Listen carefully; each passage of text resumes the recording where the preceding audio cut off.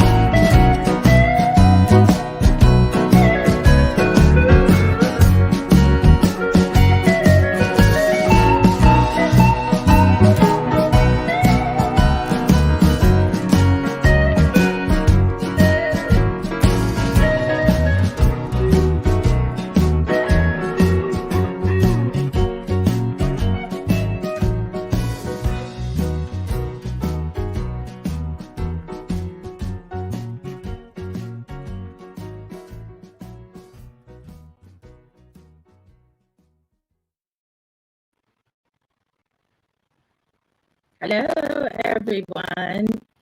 There's Cassie, Michael. Shelly was, unfortunately, she can't make it because it's 1 a.m.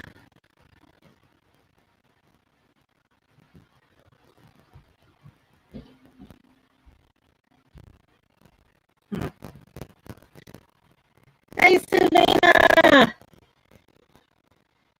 How's it going with everybody tonight? Is everybody having a good night?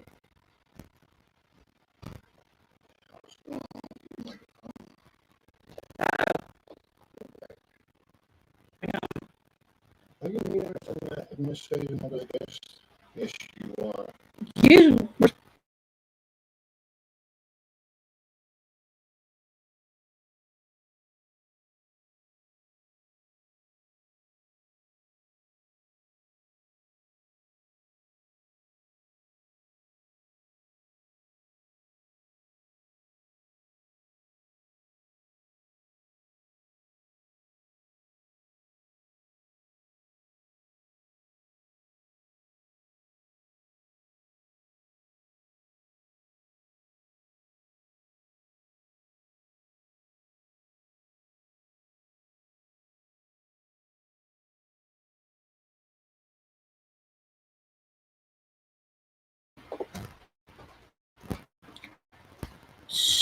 sorry.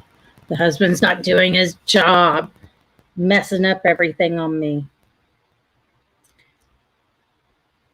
Does everybody hear me? That way I know it's working because, yeah, he's slacking. Thank you. Your husband is slacking on the job. There was a something I wanted to do.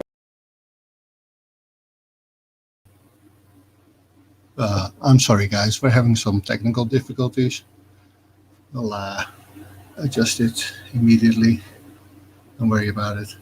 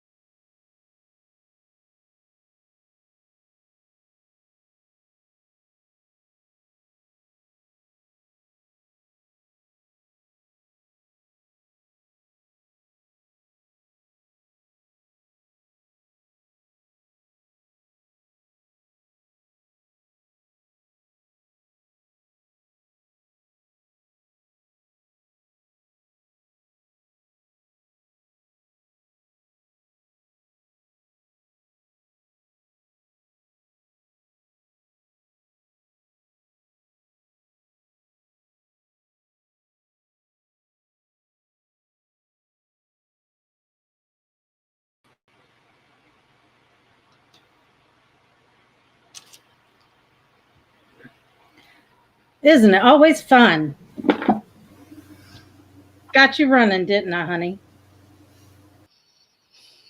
Yeah, Sorry but about good now. Got it running. Sorry about that, guys. It's always something fun. I had my husband running up and down the steps. Thank you, Michael. Hey, Cassie, Celita. What can I say? You know, such is life. Such is life.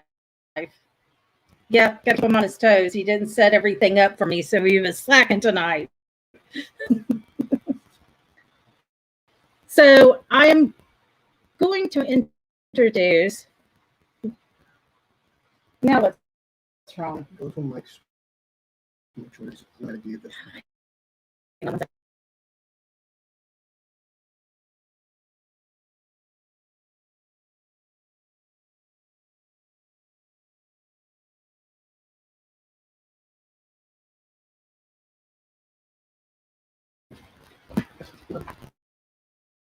Ugh. Hey, Amy. Hey, Ryan. Thank you. That I would just kind of hang out in the graveyard. So, okay, now that my husband's got everything going, finally, we get it now. I'm going to introduce Joshua Joyner. He owns Attic Junky Paranormal Supplies, and I am finally going to tell you the big secret that I've been holding from you. He built his own paranormal equipment, and the stuff is awesome, and the prices are awesome. So, if my husband would so nicely join him into this lovely live stream. Hey, Joshua. You guys, hey, how are you? I'm doing good. It's always something, always. So, you own Attic Junky Paranormal, but we are going to talk about you first. That works. What got you into the paranormal? Well, I've always been into the paranormal. I have had experiences as a child, and I was an executive chef for 15 years. Um, cooking was pretty much the only thing I knew, and I did investigations, but one day I just decided to build a EM pump because I wanted one, and they were crazy expensive. And so I looked at, basically some YouTube videos and built my first one for under $5.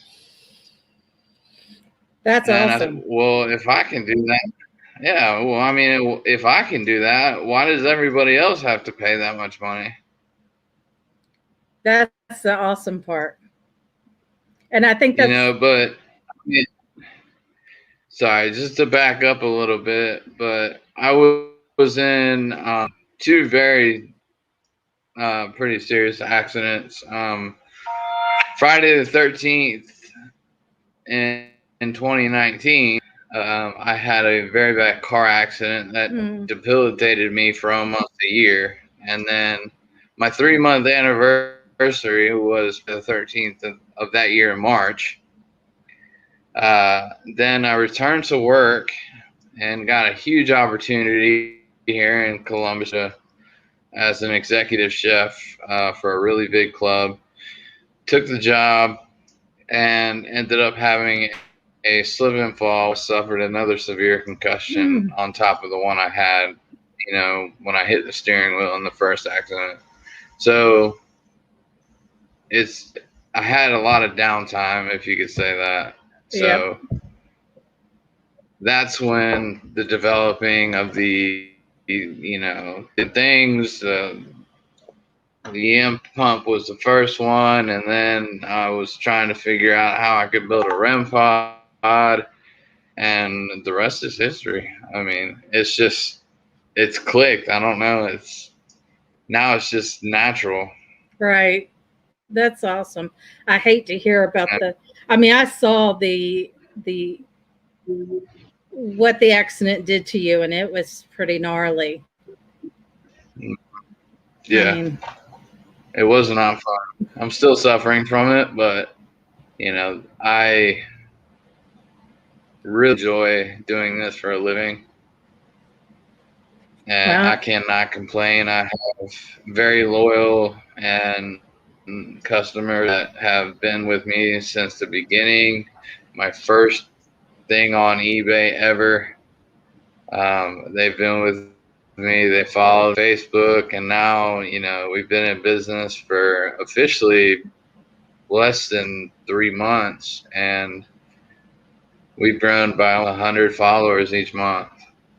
That's awesome. That is so awesome. Yeah. Let me call out some people. We've got Alpha Paranormal, Pedro. Hey there. And we got Paranormal Side. Hey, Joe.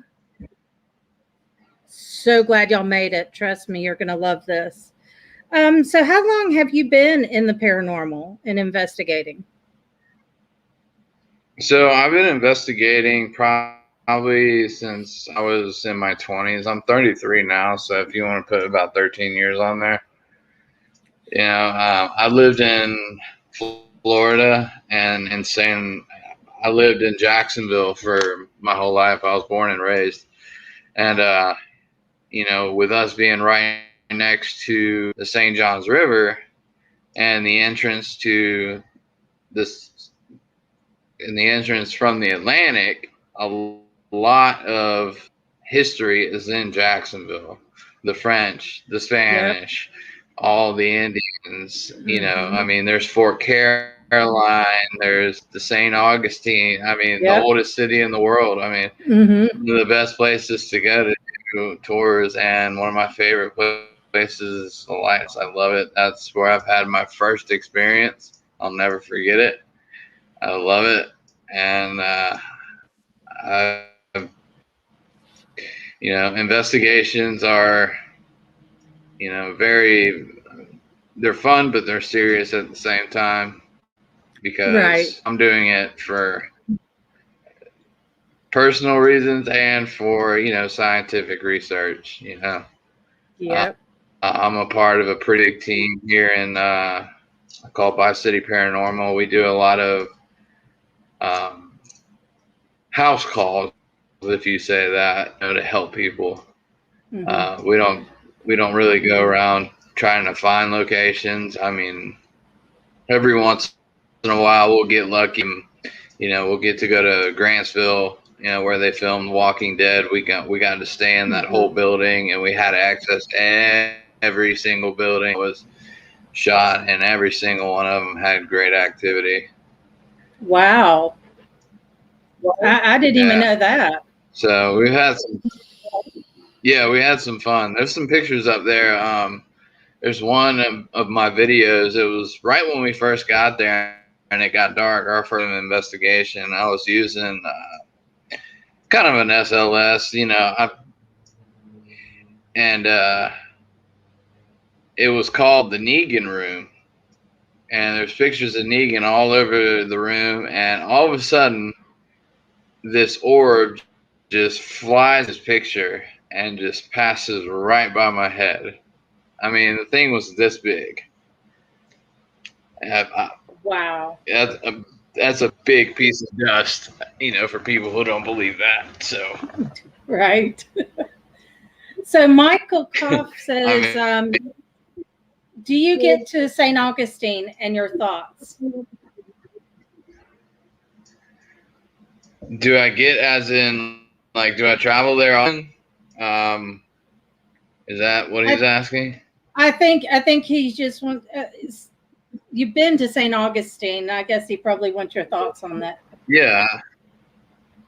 Well, St. Augustine is officially the oldest city, in the United States. has rich history. Like I said, the French, the Spanish, all the Indians that were on the land using every type of. I mean, they were brilliant. I mean, using coquina shells and crush up to make their own cement. I mean, that's how they built the Fort Matanzas, and exploring those forts is one of my favorite things to do. You know, I travel back and forth to Jacksonville every couple of months. My daughter there and the rest of my family.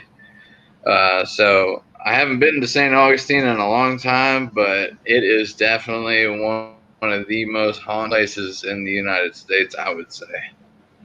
I think he I mean, he wants to know about. Have you investigated what places? well, I've investigated the lighthouse. The lighthouse, that was my first experience, and really after that, my career kind of took, you know, because when you work in a kitchen and you're in the culinary industry, that's your life. I mean, you're working 12, 13 hours a day, six days a week, you know, so there was really no time for investigations like I have now.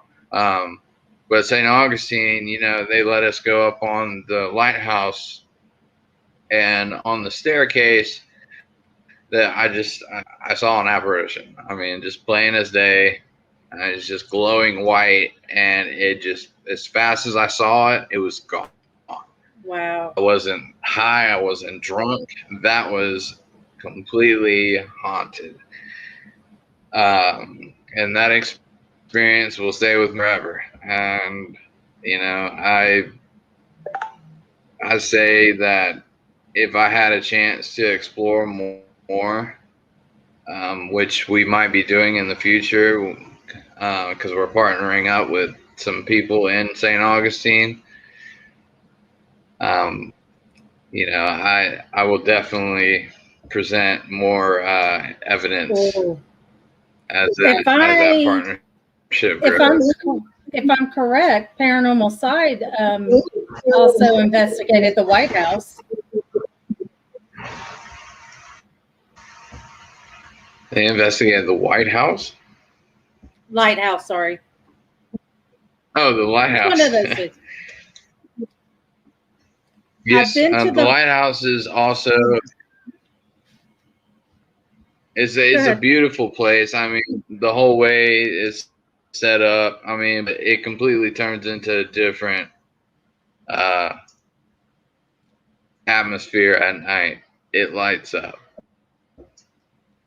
I mean, I have seen pictures from other groups of a man holding a lantern walking across as he's going from keeper's house up to the stairwell to maintain the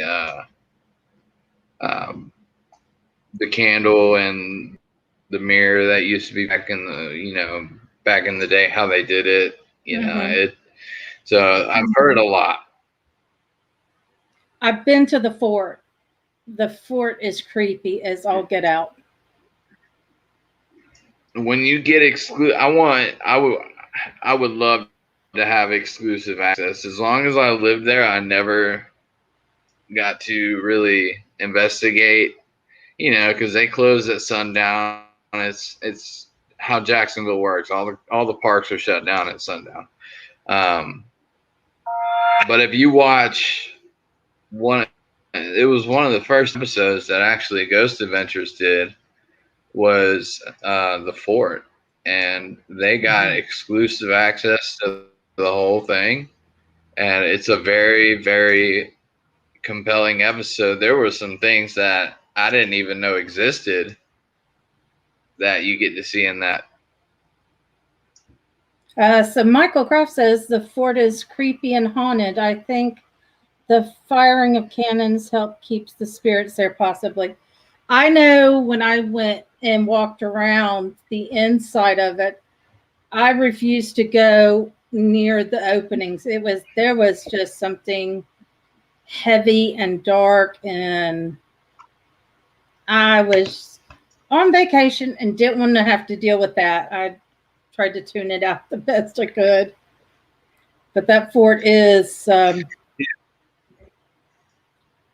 it's creepy. I mean, there's been so many reports. I mean, people live like right there. I mean, Mm-hmm. St. Augustine is a very small town. Mm-hmm. There's one road in and out, one Yep. bridge. Got the Bridge Alliance that takes you down A1A, going down Mm-hmm. towards Daytona, Cape Coral, and all that. And then you have the other way that takes you down towards Ponte Vedra Beach. And you know, it's a very small community. And I'm sure people see a lot of things, and I'm sure there's a lot of sites that people don't even know about that are haunted, and who knows what's buried under that city. I mean, the old jail. I want to go so badly. George and Lopez. that's a fun one. I've been to Ripley. I know George Lopez with Paranormal Channel. He loves that jail, and I want so badly to go to the jail. There is some. One of his team members literally had something rush up on her.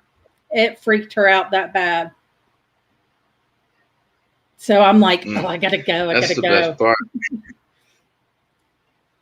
You know, I mean, but the fort is it's on my bucket list. Like I saw Selena said it was on her bucket list. Mm-hmm. I mean, investigating inside the fort is on my bucket list. I mean, Castillo del San Marco is like that, and Fort Caroline, which is also another establishment made by the French. Then they had and there's another one. I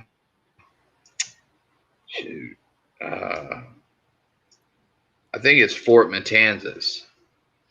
There was another one on the St. Johns River that actually was built on a point, because all these forts were built for defense. Yep. They weren't built for people to live in. These were defense. And if you were a ship coming in to attack St. Augustine or the people that lived, you had no chance. Zero chance. They had there's a full 360 panoramic view of every side of that island. And, you know, hopefully soon I will get to investigate there. I'm very excited about a new venture that's happening. So hopefully we'll see what happens, and you know, maybe I'll be presenting some evidence in the future. That's awesome. So what would be your favorite location and why? So I have a newfound love. It is the Old South Pittsburgh Hospital in Tennessee. I don't know what is about that place. You know, it just has drawn me in, and that is my favorite place to investigate. I have gotten some amazing evidence. Yes, you have. Actually, 2 weeks ago, I was there, and I caught one of that was probably my best video I have ever caught. I mean, straight shadow figure, full apparition coming in and out of that room, and there was no explanation for it. Everybody was way behind me on the other side of the hallway. My shadow is on the top right because of our IR cam, and there's a stool right in front of that room, and that room is Nellie's room. Glad you're headed there, because it is a fantastic place, and the staff and the volunteers are amazing. They treat everybody like family. But there is, so I caught that footage out was Miss Nellie's room. Mhm. And we were actually speaking to her and some others just trying to communicate at the same time. And I'm filming down the hallway because I felt something going on down there. And you even hear me say in the video, "What the hell is that?" And I film it, and it's just going in and out of the screen, in and Yep. out of the door. I mean, there's no explanation for it. It was And awesome. it's an amazing piece of. And there's another one that I have that it was a picture of the third floor window by a tree, and there is, it looks like a bunch of fog.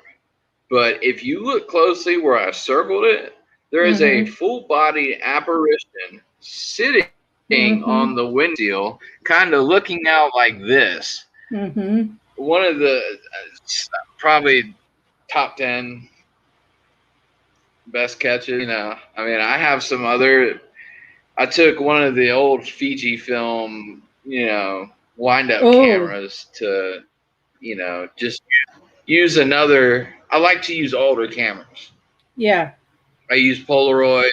I use old 14 megapixels, wind-ups. I love using them because I think it allows, the spirit to manifest a little slower in the pictures instead of going so fast when it clips the picture. That's just my theory. But I have some pictures that I took, and when we got the development back, there's just, I have 4 or 5 pictures just in the window, people looking out. You have to look close, but they are there watching you. And, there is a TV show that went there in 2019. I forgot what the TV show's name is.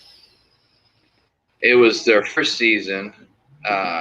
Basically, they do a lockdown where they sleep there overnight. And what they say about the third floor, I'm advising everybody right now that there's a apparition up there that likes to be deviant, scratch people, push people. It's not true.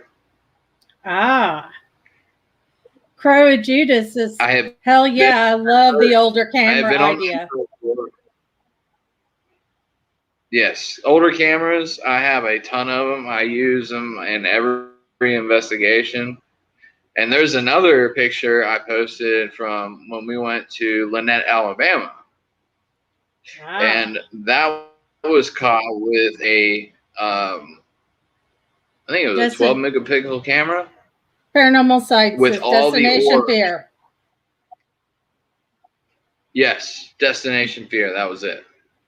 And the third floor, I've been there. Never had any negative vibes. I'm a physical person. I can feel something's in the room or if there's some activity. I'm very sensitive when it comes to that, and I've never sensed a negative presence.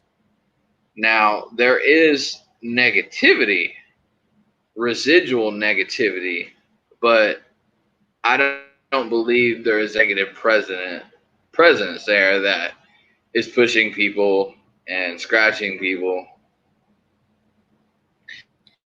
Now, Selena says, back in the day when I first started, I used a 35 millimeter camera, a recorder, and a set of jingle bells for my mom's Christmas ornaments. Same here. That is funny that you say that. So Miss Nellie, where I caught that picture at, she does not like her door shut. So there is a pair of jingle bells on the door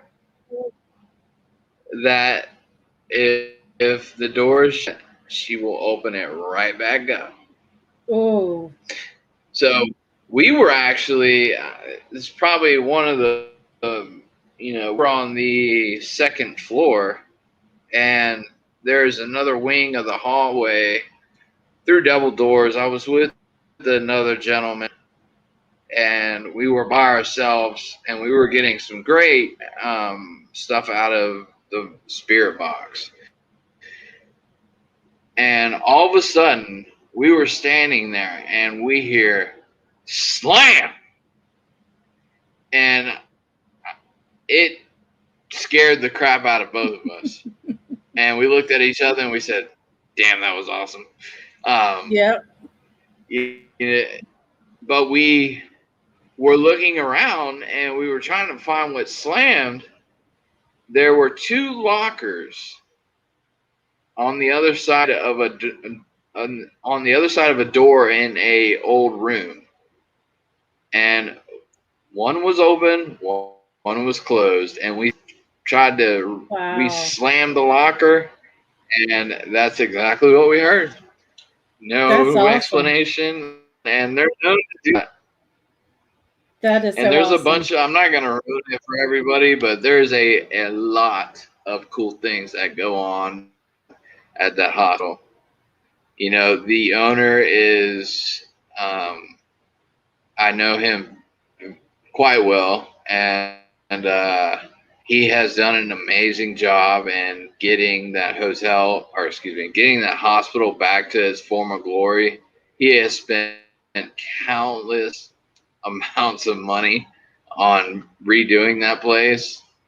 So if anybody ever goes, you should look at a before and after picture, because the job he is doing and the business that he is bringing to South Pittsburgh is just bar none. The man has done so much.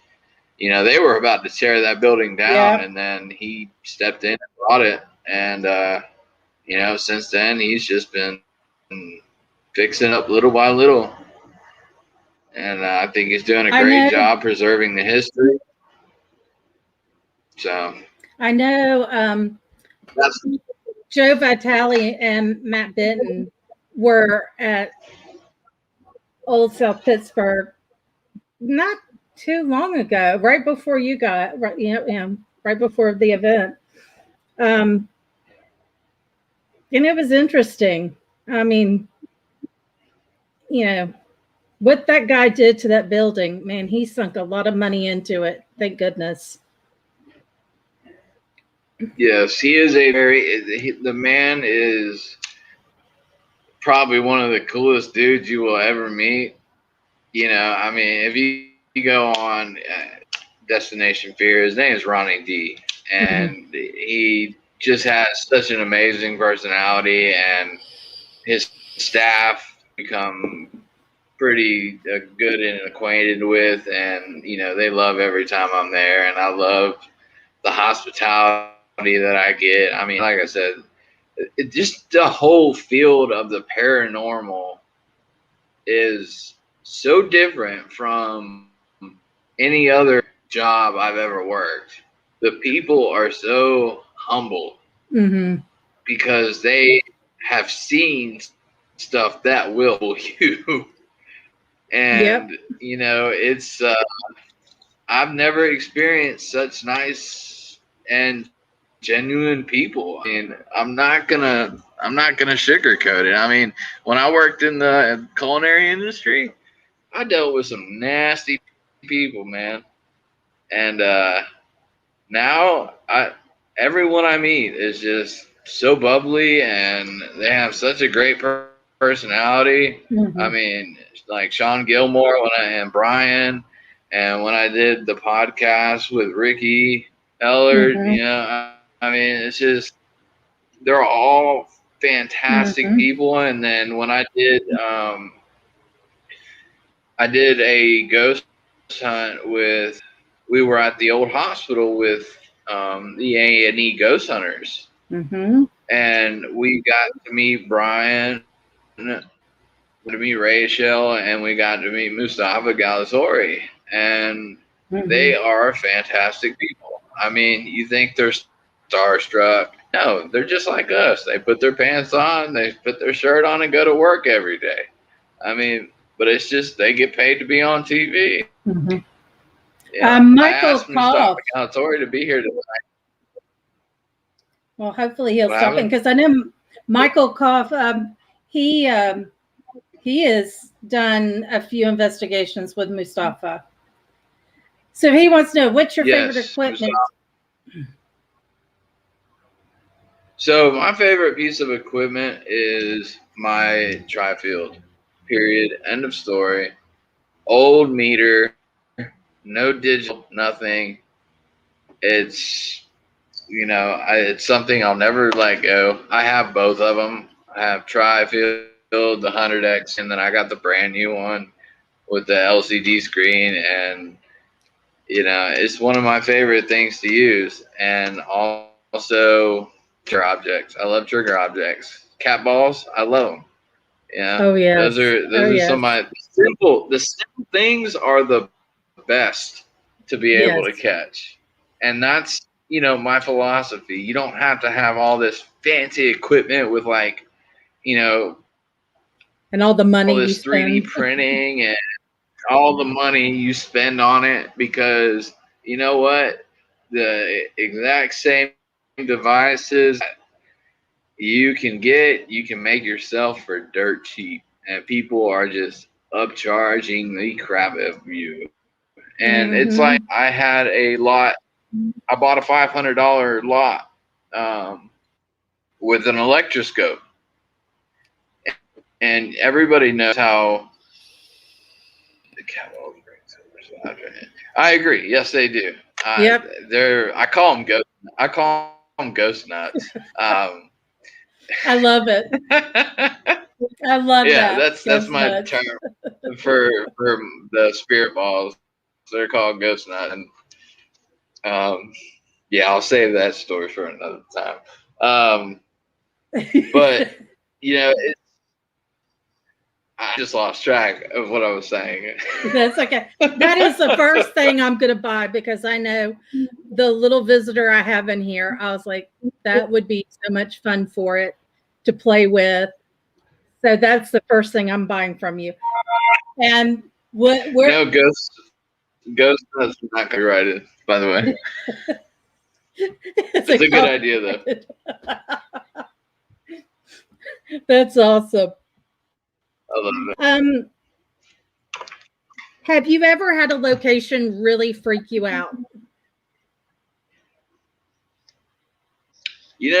I really don't get freaked out at. I get startled, but I'm not scared. Right. Right. Something will, of course, you're gonna have a reaction if something happens. I'm not gonna flip out and run away. I'm gonna pursue it. I'm gonna find out where it came from. I'm gonna put my digital recorders down. I'm gonna lay out my equipment and try to find out an explanation, or see if there's any residual energy left over. So I mean, nothing really. The only thing that I really don't dabble in is the darker stuff. Conjuring, Ouija boards, witchcrafts. I stay away from that, because people don't realize that once you open that door, unless you know how to close it properly, you better buckle your seatbelt. Right. Because they're not leaving you. You say the portal's closed, but they have other plans. They can open the portal just as easy as you did, unless you know what you are doing. I won't touch a Ouija board. I think the last time I touched one, I was 16. I've never touched one, never will. I played with one at 16 and had the worst experience, and I will never touch one again. Plus, I don't need to. I won't even download. Why? Yeah, I won't download the app. I can just communicate with Ouija board apps. Yeah, I mean, that's what Spirit Box is and everything else is for. I mean, there's People have different views. I mean, more power to them if they want to play with the Ouija boards. Everybody's got different ways of investigating. That's my personal take on it. Right. I don't mess with the dark stuff. I will never make dark stuff. I will make planchette, REM pods, or anything like that. So, it's just personal preference and it's something that I'll never do. Is there a location anywhere in the world you would want to investigate? I got a good friend of mine that's going to investigate the Hinsdale house, and he'll be going on the 26th. Actually, he'll be live streaming on the 26th. If anybody doesn't know what Paraflix is, it's the paranormal Netflix. Yeah. It is awesome. For $4 a month, you get to see regular people like us going out to investigate, and they get to visit these awesome locations. Well, there's a group called Paranormal in the Funhouse, and Brandon Cross, he goes by Fun Inform, is the lead investigator. He's an amazing person, and he's at Hinsdale House, and that's something that I would love to do. And the flies in the window constantly. I would just love to pry around there and see what's But it's lurking. Not only the house, it's the land too. It is the land. It is definitely the land. Indian burial grounds. It's like that. I'll go back to the picture of the orbs I caught in Lynette, Alabama. That was a professional visit for a family that was experiencing poltergeist activity. We investigated the house. Nothing out of the ordinary. But come to learn, there's Indian burial grounds. There's, a Civil War, one of the bloodiest battles of the Civil War that happened right up the dirt road. And, there was what we believed to be foxholes just continuously down a path in the woods. And in the entrance of that path is where I caught all those orbs floating around. I mean, there had to have been 15 or 20 in that picture. And my equipment was going haywire. Wow. So, it's just that's one of my favorite places that I love to investigate, and the Exorcist house, if I ever got a chance. Oh, yes. Yeah. That would definitely be interesting.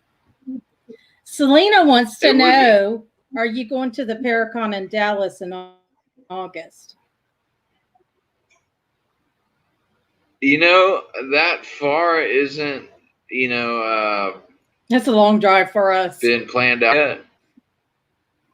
It is a long drive and a very expensive flight if you were to take a lot of equipment with you. Yeah. We're in the same state. We're both in Georgia, so oh. Yeah, it's not too bad. I mean, you're probably looking at about a 17-hour drive. Because from here to Houston is about 12 hours. I lived in Houston growing up as a kid. I had my parents got a transfer. I lived there for about 8, 9 years.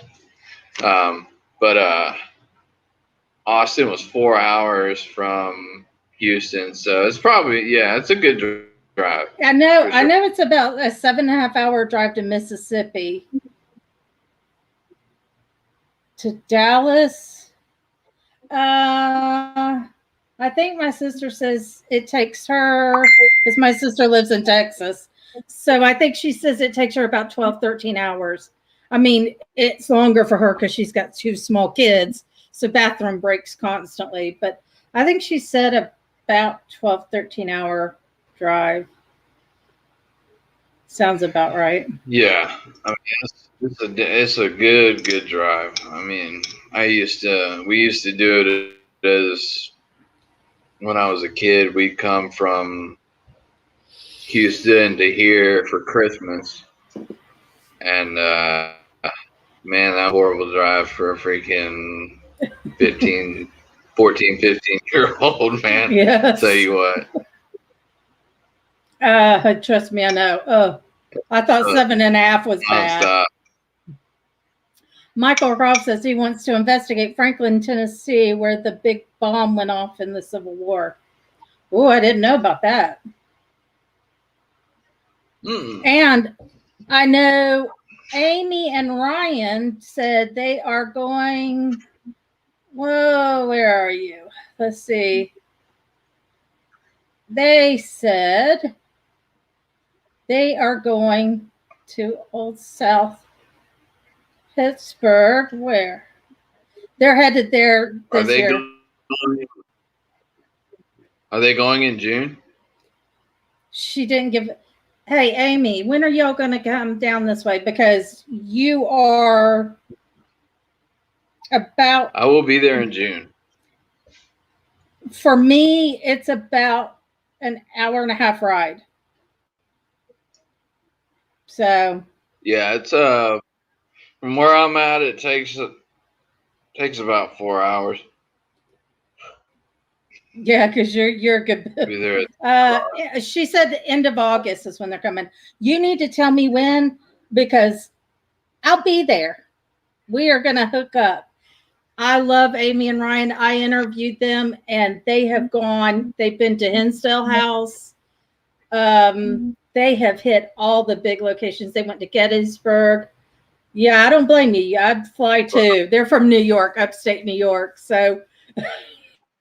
Well, we have, the last huge event with the A&E Ghost Hunters. I mean, there was people from all over the United States. I mean, we had people from California, Oregon, New York. I heard of somebody from Illinois. It's not. It's just that place is so popular, man. I don't blame them. I wouldn't drive. No, but I didn't even know this. You told me that Hell's Bar Dam is not that far. Oh no, Hell's Bar Dam is right next to. It is about probably 20 miles from Old Pittsburgh, and as you're crossing, and if you're coming from our way, going up, I-20. You'll go over Nickajack Lake, and that's where Hell's Bar Dam is. Mm-hmm. Oh, you go up 20? Because I go straight up 75. Yeah, we end up taking 20 because that forks off to Chattanooga, and then you hit South Pittsburgh at so it splits. I think it's the I-20, I-24 corridor that you split off to go. Mm-hmm. But damn it, we went and visited the dam. I mean, we didn't go inside, but me and my girlfriend, by the way, she is a fantastic investigator as well. She is a rock for me, and she has been so supportive. Sorry, I just wanted to do a shout out for her. No, that is okay. Because I know she's watching. Trust me, I know. I have MS, so I have to use my husband. My husband has this huge bit of energy. I mean, and I have to literally use him to help me because I can get drained quite easily. Isn't that right, honey? Did I hear my name? Yes, you did. Stop doing that, honey. It's a show. But I have to have his help because with my MS, I can get drained easily if I'm not careful. So I pull from his energy, and I mean, he has such remarkable energy. It blows my mind. So, Crow said I heard Waverly was booked out over a year now. Whoa! Wow. I've noticed I heard some of the I had one of the staff and tiers at Old Pittsburgh. They had some tickets to go to Waverly very shortly after the event about 2 weeks ago, and I'm very forward to looking and seeing how everything went for them. I like Waverly. That one's nice. And of course, my husband says 200 likes, and he'll open a beer and drink it. Leave it to my husband. I'll join you. Have you ever been touched or scratched at a location? Never. Neither. Now, I have. There's a difference, like not a physical touch, but I feel like I got a shirt tug or something like that at the hospital. Oh. But as far as touched or scratched, oh yeah, expect it. There's kids in that part of the hospital. I'm not gonna blow it for everybody, but there are a bunch of children, and they will play with you. Oh, that's interesting. So, because that's what little visitor. My little visitor is, I think, childlike, because I'll get my hair pulled or my shirt. It won't touch me, but it'll pull the middle of my back, the shirt, and tug it. Or it'll sit and pull just one little strand of my hair. That's why I was like, ooh, the cat balls, ghost nuts, sorry, would be so perfect to play around. And I can freak my family out. I mean, there's all types of devices that you can use for the communication, but I like the basic stuff. I'm not into the whole, and that brings me back to the simplicity of just regular equipment, man. That's. But see, I opened up I was telling. Go ahead. Go ahead. When that's it. I got that. When it's okay. When I was investigating, we didn't have none of these equipment. It just wasn't around. We had the normal camera with the film, and then digital camera came out. So of course, we all had to buy a digital camera. I had a oh my God, VCR tape, VHS, camcorder. Then it went to the mini. Yeah. Had that, and the equipment is the new thing around. Who has kids around? I can hear other voices. You can even see some of the newer, TV shows and all that. They're starting to use old school equipment. I mean, they're using Polaroids. They're using 35 millimeter. I mean, that's, to me, that is the best equipment you can have. I know Full Dark Paranormal bought the new Poro. Oh my God, I can't even talk tonight. Poro. Oh my God, I cannot talk tonight. It's not going to come out. The new Polaroid camera. There I go. I finally got it out. There you go. to test it out, which I thought was just so awesome. Because they're kind of like in your mindset, you don't really see them use a whole lot of flash. I got the old one with, you gotta buy the freaking $90 for what? They come in a 10-pack. I'm about 100 photos. About $1.50 a photo. It's ridiculous. Right. But I mean, even you look back now and the wind-up cameras. I mean, they used to be like dirt cheap, and now you go and you try to find one, you can barely find them, and when you do, they're like $20. It was like, what's going on here? Mm-hmm. But and when we went to develop the film from the Fuji, you have to send it to Fujifilm to get them to process it, and then they send it back. My 13-year-old child is standing next to me, waving his hand. What do you want? What? Who am I interviewing? Joshua? That doesn't help me. No, it doesn't help you. Why are you in here bothering me? YouTube channel. What about the YouTube channel? YouTube channel name. He's got all his stuff on Facebook, honey. Okay. Like he doesn't know I'm doing a live stream. Oh my God. He's working on it, kid. Really? Who's the girl? Oh, I think that 13-year-old child's going to come in here and start fighting. I give up. Have you ever brought something home from a location? There are two spirits here at my house. They are very docile. They don't mess with me, but they love to play around.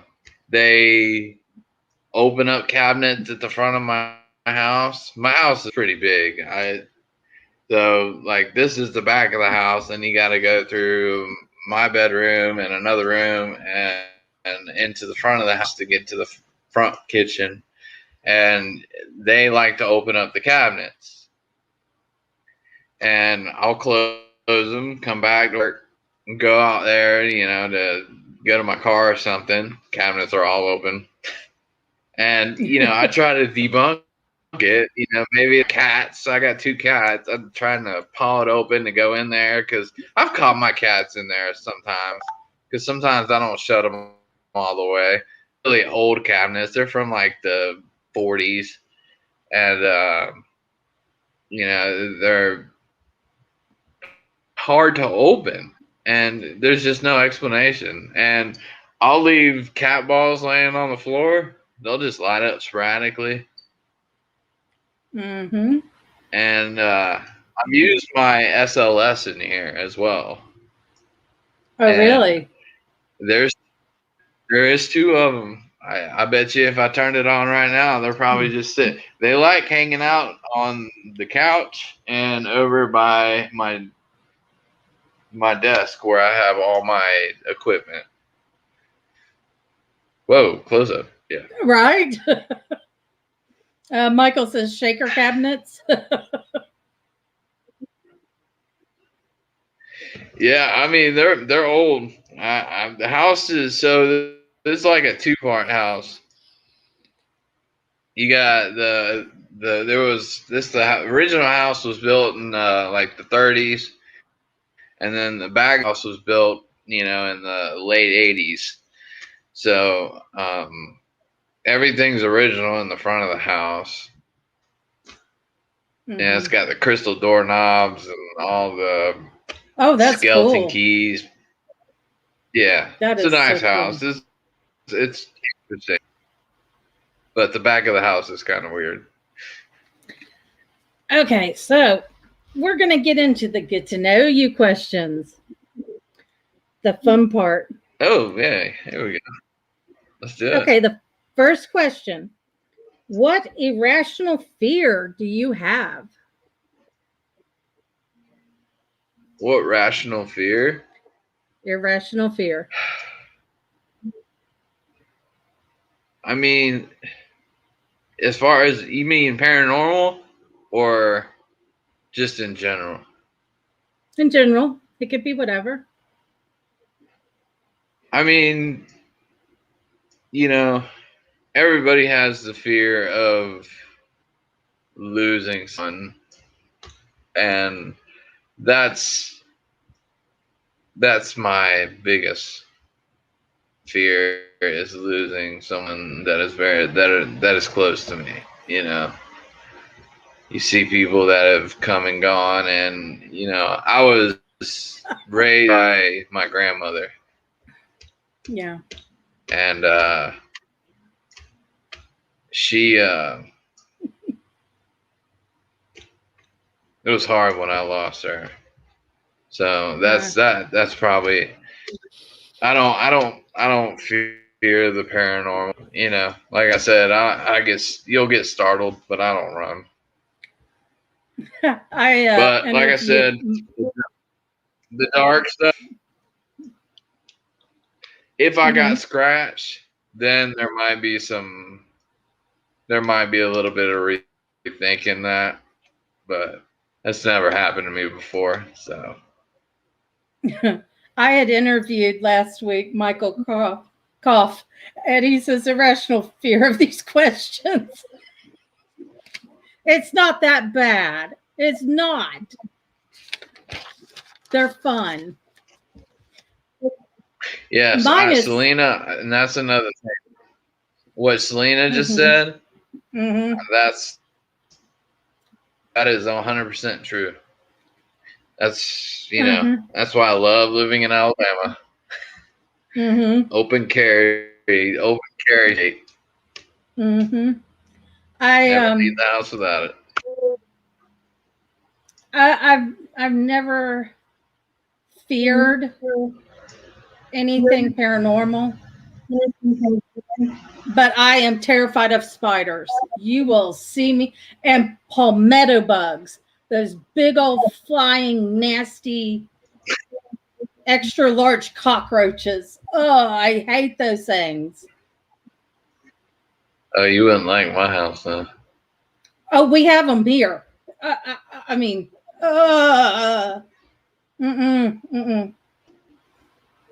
Selena, we have conceal and carry. Yep, my Crow, open carry and conceal. Crow, I'm a fan of aardvarks. Oh, Lord. Okay. I don't. People think it's bizarre when I tell them. I mean, these palmetto bugs get sometimes 2 inches. These they're huge. Nope. Don't But like see, them, I hate have them. exterminators. And their names are Thor and Lily, my 2 cats.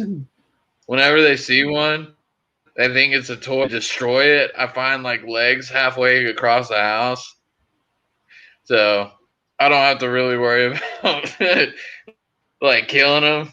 They do the job of extermination for me. Yes, my husband is right. Just the other day, I'm standing in the kitchen and this damn big palmetto bug flies and lands on my shirt, and I'm literally screaming like a little girl. Screaming like a little girl. They fall down on me.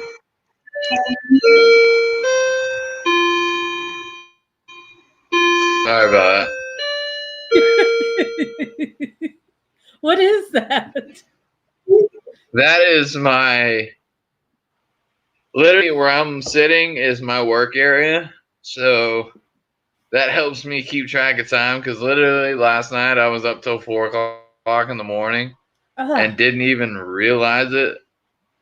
And I look up at the clock every hour, and I didn't pay attention for like a couple rings, and I look up and it's 4 o'clock. So that's my Michael, I'm going to hunt you down and hurt you. He says, Kim, they crawl on you when you sleep. And if you snore, they'll crawl in your mouth as you sleep. Really? Really? You had to go there, Michael. They do. Ugh. I don't know what it is with bugs and me, but they always land on me. And I am dancing and screaming. Oh, okay.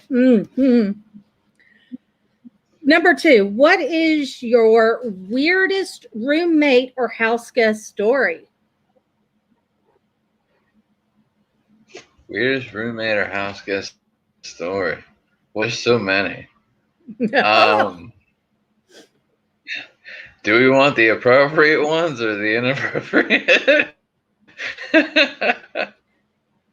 Go for it.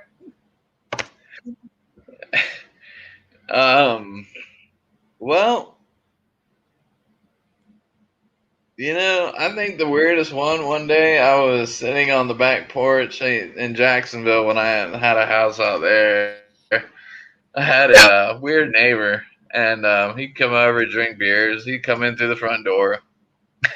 One day, he comes over, and me and my cousin are sitting there just drinking and talking, and he's wearing a, God, what do they call it, trench coat?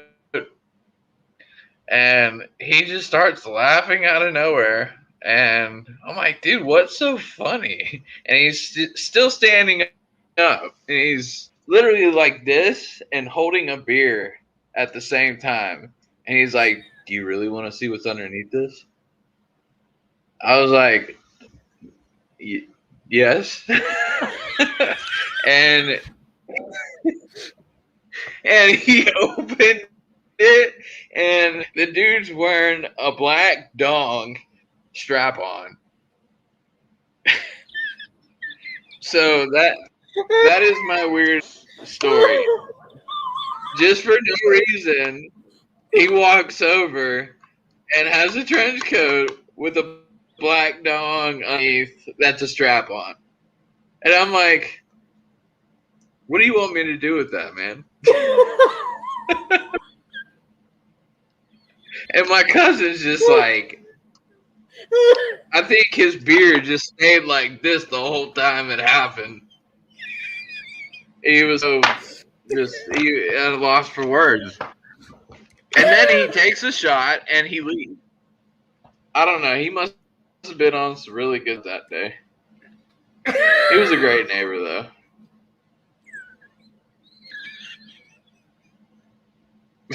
Tim, wow, just what I said. Like, when he left, I was like, dude, that is the weirdest shit that's ever happened to me. But those were back in the party days, man. These people I used to hang out with were very, very awkward. So you wanted the weirdest one. That was it.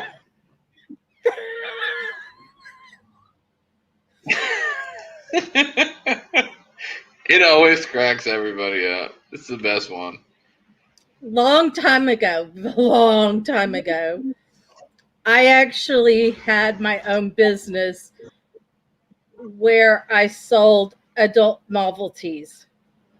And never have I ever and trust me, selling those things,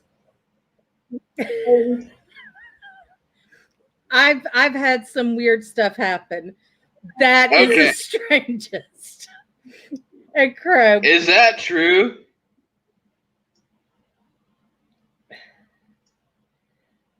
Yes. Thank you, honey, for sharing that. Yes. That's great. I mean, well, at least he asked Dad. He asked me also. I mean, what do you do? I wouldn't know what to say in a moment like that.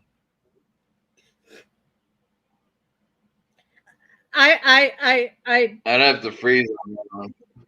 I just told him, son, There's you no have to wait till you're older. All I told him was, son, wash better and wait until you're older. And I'm still not helping. This was why I didn't want to bring up the bad stuff, because other conversations end up spawning off of this story. It always happens. Like Crow says, black dogs always break the ice.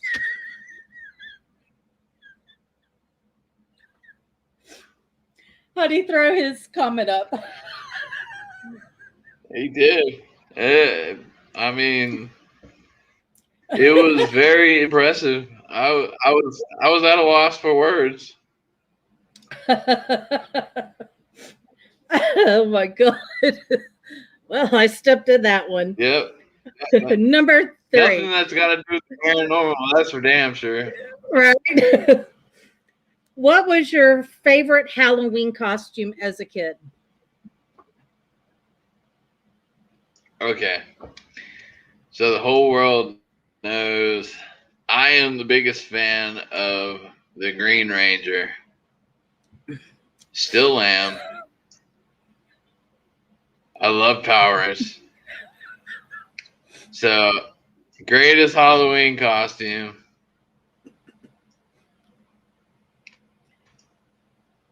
Let's Still, see, I'm 48, so I was, by the time the Rangers came out, that was my sister's thing.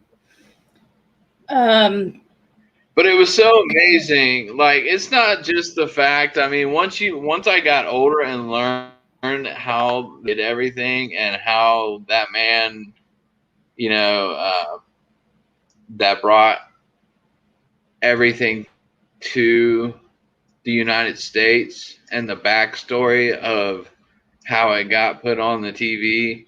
I mean, they literally edited everything from the Japanese version, which was called Sentai Rangers, and they added everything that the American kids see, like the Zordon Alpha, the whole thing, whatever. But it was just amazing to me when I was a kid, and I've never grown out of it. I have all my toys, and now they are worth a fortune, and they're all on display. That's awesome. And post your comment so everybody can see it. Go ahead, be brave, do it.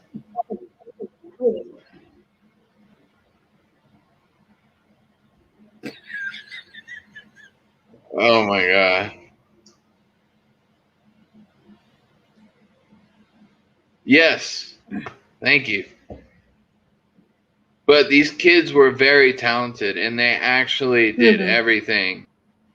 Yeah. And, when they were fighting nobody. And they added the monsters, the putties, whatever you wanted to call it. And it was just amazing how he did it. And the reason transition from everything is because they ended up running out of footage. Wow. Even Michael said they're amazing. I mean, I literally above thing right there. Oh, those wow. are all the original comics. Yep. So Die Hard, love it. We'll always love it. Crow, later on, he said Crow's actually from Jacksonville. He lives in Jacksonville. Yeah, I saw that. What part of Jacksonville? Come on, Crow. What part?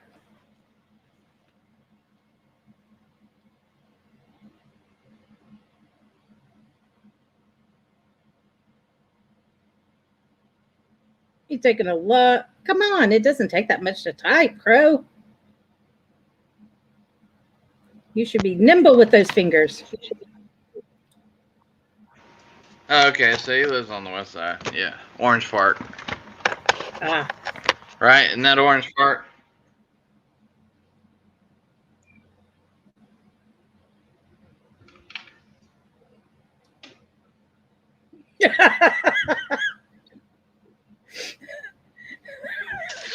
I love it. Yep.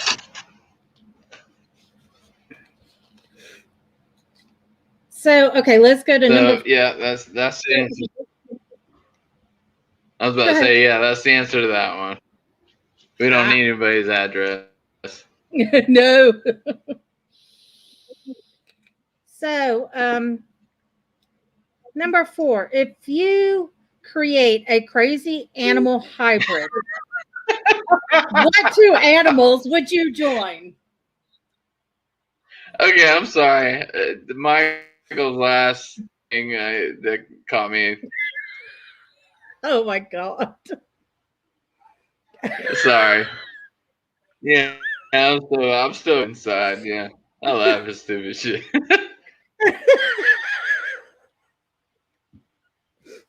I told you we were going to have fun. So do I need to ask you the question again? Yeah, please. Sorry. If you create a crazy animal hybrid, what 2 animals would you join? Where the hell do you get these questions at?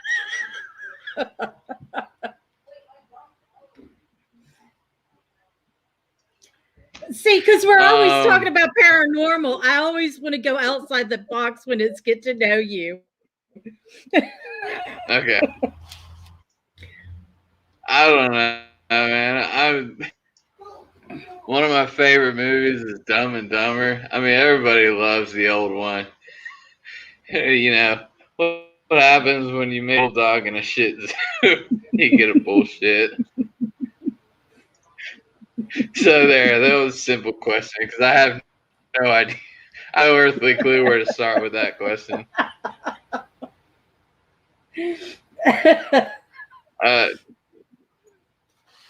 Sorry. I can't help it. I was just thinking, well, a horse and a donkey makes a mule. And we've got a liger, tiger. What's your power animal? What's a power animal? What would that be? You talking about like the Zodiac and all that? Because other than that, I don't have no idea what the hell he's talking about. Or is it a spirit animal? I don't either. A power animal? Oh my goodness.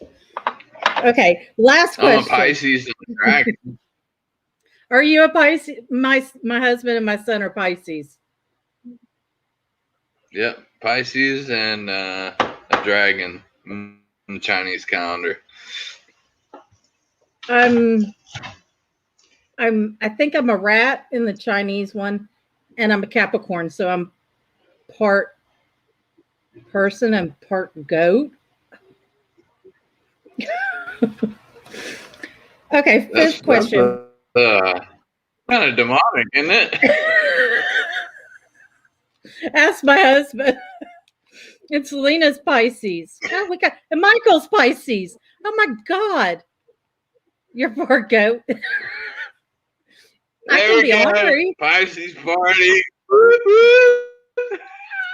God, so many Pisces. Yes, I'm part goat. I'm ornery. Ask my husband. I'm ornery. Okay, number 5. What would be the worst movie sequel ever? Oh God.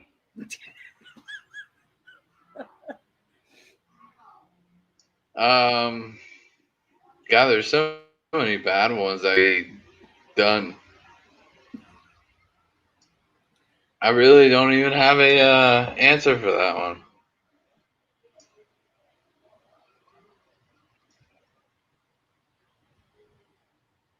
I'm trying to think. It's a hard question. It's like there's so many movies that could be just horrible if you made another movie out of it. RoboCop 2 is what Crow said. Selena said Grease 2. I agree. Yeah. Okay. Um, Grease 2. Let's see. Dumb and Dumber. Thank you. Yeah, that's another one. I'm not a fan of Oh, Dumb and Dumber. Joe Dirt. Okay, here we go. Joe Dirt 2 was the worst freaking movie I've ever seen in my life. There's a Joe Dirt 2. When did it come out? Joe Dirt 2. It came out a long time. That's how bad it was. Oh my God. Joe Dirt was one of my favorite movies as a kid. Yes. But then they came out the second one, and I was just like, dude, you guys just killed it, man. There we go. Selena, she agrees. The Conjuring. Watch it. Just watch it. It's horrible. Now, I turned it off halfway through the movie. I couldn't finish it. I don't like The Conjuring. I don't like it. Now we're into horror? Okay. I can get it good on this one. Didn't like The Conjuring. They made too many Amityvilles. Too many Jasons. Too many Jasons. Not Friday the 13th, Jason. Jason in space. Yeah. Oh. Jason in New York. The dude never. Come on, you got to be able to Leprechaun. kill him. This is crazy. Leprechaun in space. Oh. Leprechaun was one of my favorite horror movies growing up as a kid. Am I married? No, I just got divorced. Hell yes. Got one. Poltergeist 2. No. What's the one where she moves in with 3? Poltergeist 3. Paranormal Activity. Paranormal Activity. All of them deserve to be never watched again. Worst fucking paranormal movie I've ever seen in my life. Looks like Blair. It made Blair Witch like a freaking Grammy Award. Everybody's shocked. I've never watched Blair Witch. It's horrible. Never. Well, that's why I wouldn't watch it. I was like, it's just a bunch of kids running around the freaking woods. Yeah. Scary Movie 2. And Crow says, thank you, dude. Now, Paranormal Activity sucks. When Paranormal Activity came out, it was the first movie like that. Yeah. Where it was like, filmed in like real time with that. The first one, I jumped a few times because I was like 14, 15 years old when it came out. But the rest of them, God, man, they should have stopped after the first, man. See, Michael was shocked when I told him I've never watched Blair Witch. I just couldn't waste my time on it. I couldn't. No. After what everybody was saying in the trailers, I was like, it's some girl screaming the camera with a snotty nose running around in the woods. What's scary about that? No, this is nothing. And there was not even really like Blair Witch 2 actually wasn't that bad. All the witches deserve to be burned. Yes. And I love my horror movies. I mean, my dad, he started me off too early. I mean, I remember 2. Thank you, Michael. Cabin in the Woods.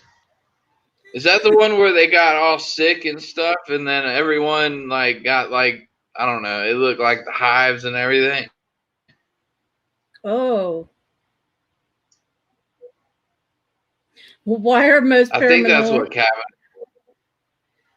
So my husband says, why are most paranormal teams trying to make a better Paranormal Activity? I don't know. Ask Zach Bagans. There's quite a few teams out there, isn't there, Crow? Me and him have had long talks about that. Long talks. Yeah. It's insane.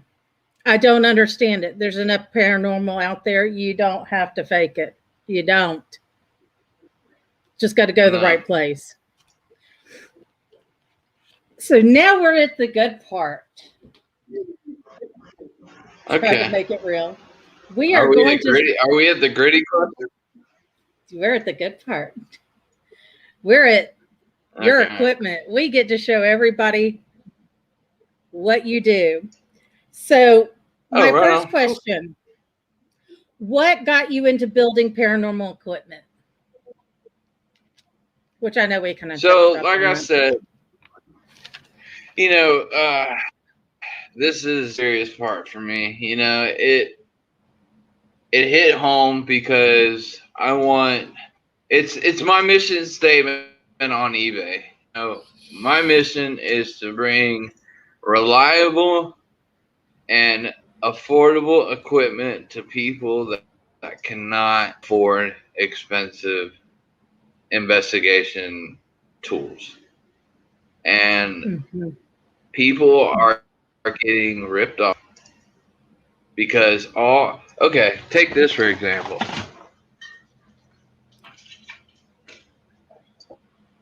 This is the innards of a periscope, okay, by Paranologies, that a waiting list of probably a year to get anything from this guy.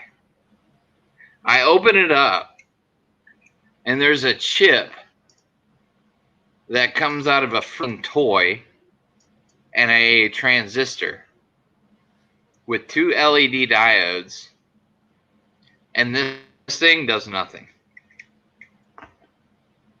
It's literally there just for show. Wow. And people want to charge $300 or $400 for this? Give me a freaking break, dude.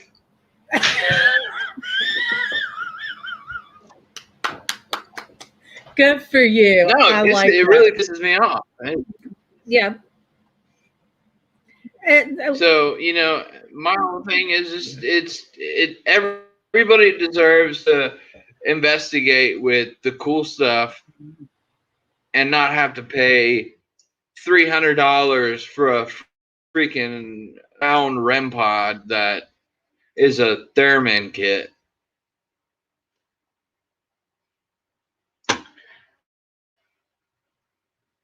Yes, Boo Bears. I hate it. I will run over Boo Bears and back the bus back up on them. Just like I said to Sean, I will do that. I am in the midst of Yes. Oh, just wait. Scare Bear is in the works of being trademarked right now under my company. And as soon as I get that trademark, I know it's going to take a while, but they are going to be hating life because the new Scare Bear that's coming out next month is going to make this Boo Bear look like a freaking turd, a boo turd. The one thing that I've noticed with paranormal groups that have Boo Bear, they get absolutely annoyed because it won't shut up. Yeah. And then they cut it off. So okay, you've cut it off because it won't shut up. So and it doesn't do anything else. Right. It's useless. And I mean it's a paperweight. Foreman Brothers has the Boo Bear. And I think it was maybe 2 videos back. So this is pretty recent. And they were like, turn it off. It won't shut up. I saw another investigator. Yeah. Same thing. It won't. Why would you do that? It's I mean, I don't understand. They spent so much money. I mean, the innovation is there. Okay. Mm-hmm. To be able to do, they got some cool stuff they can make. I'll give them that. Right. But what retard makes a bear for, $300 or $400 that you can't turn the freaking voice off and have the other functions run? Exactly. I mean, it's just common sense. I mean, why not put a motion sensor on it, a temperature, Mm-hmm. gauge sensor on it, that when you detect a fluctuation in the atmospheric area, then it asks a question. Right. But basically, if you're not trying to catch EVPs, you don't need the questions, because basically you're talking to yourself. And a lot of times they use as a trigger object, so they're walking away from it and going into another room, and the thing just keeps going off and keeps going off and keeps going off. It creeps me out. I mean, because you're listening to an investigation, and all of a sudden it's like, okay, do you know your ABCs? And starts counting the ABCs. What? Yeah. Now it's contaminated. Say you're doing an EVP, you've just contaminated your EVP. Yeah, because if there is an actual person trying to communicate to that certain question, it will automatically just keep talking. It won't stop and let the spirit have a chance to voice. And you can't hear it because you got the freaking boo piece of shit talking constantly. Yep. And I'm just going to let you know, guys, I did research on him, and his prices are incredible. I mean, this is affordable stuff. And that's why I was telling people, if you are in the paranormal, you've got to watch this, because the equipment is so crazy. It's insane. Michael, you and me need to talk, man. Only a fan would know what that is. And I mean, like your ghost nuts. I mean, you get four. And what are they going for? Right now they're on sale for like $13 Right. Your normal price on eBay. Here it is.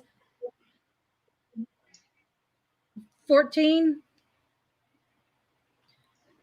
We even went to Walmart and priced the difference, and yours is still cheaper. And if you break it, I mean, we even broke it down by how much, and you're still cheaper. I've looked at all your products and went on other people's sites. I'm not going to name names. Your prices are considerably lower. And that's important, because I think some of these equipment is highway robbery. It is. And we're gonna keep it up too. And I try to get the best product. I really, really, really despise people that take advantage of selling the simplest thing that costs less than as I know how to source. I'm an entrepreneur. I run kitchen. I know how to run a business. And yes, and obviously $600 is ridiculous. Yes. I don't care what Ovilus you have. I don't care if it's the first Ovilus or if it's the third. I've played with all of them. My team has 2 sets of Ovilus 3s, and my Ovilus 5 does the same damn thing. I mean, it's highway robbery. I mean, I actually saw it was on eBay. Whoever bought it was a freaking idiot. It was an Ovilus 5 with the Wi-Fi, so you could download the updates without having to have the cord. It sold for almost $800. Twice the value of just going to the website, waiting until July, and have digital dowsing build it for you. Mm-hmm. I don't understand it. I really don't. And to tell you the truth, I like the Ovilus, and it's relevant in certain situations. But otherwise, it's rambling. Because all it does is pick up on, it runs off the atmospheric changes. Barometric pressure, cold, hot, all that. And, Amy with Full Dark says, is this something that just measures EMF? Which one? Which one are you wanting to know about? Now, I even looked at your Scare Bear, and go ahead. No, I was saying I have the mel meters and I have K2s. Those are the ones that measure EMF. Here's one of my mel meters right here. It's the basic model. It's the 8704R basic model. It doesn't have the REM pod or anything like that. Those are the more expensive ones. But there's my starter kit right there on the far right hand corner. It includes one of these, the REM pod, IR temp gun, K2 meter, and it's all for $185. You can't find that anywhere else.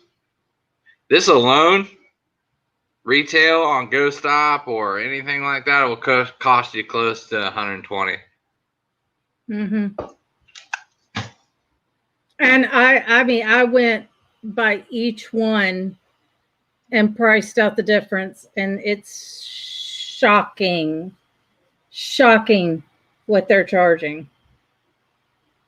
I have a friend in the Netherlands who has a REM pod, and that thing is like $189, and she was struggling to make it work.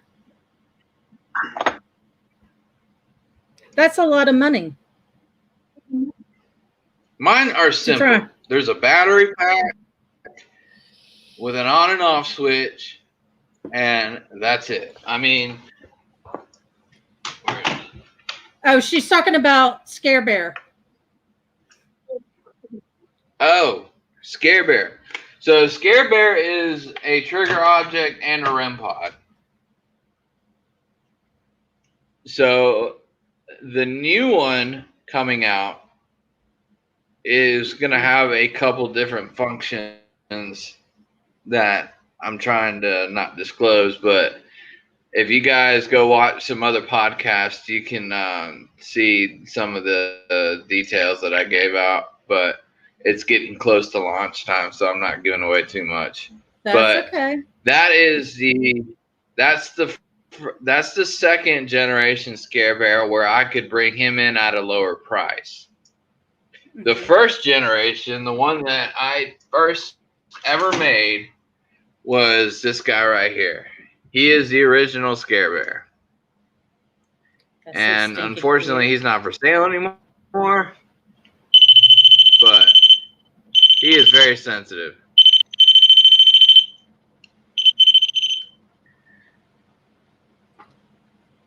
That's awesome. But that other bear allowed me to drop the price significantly, because those bears I was charging $60 for, which is still good.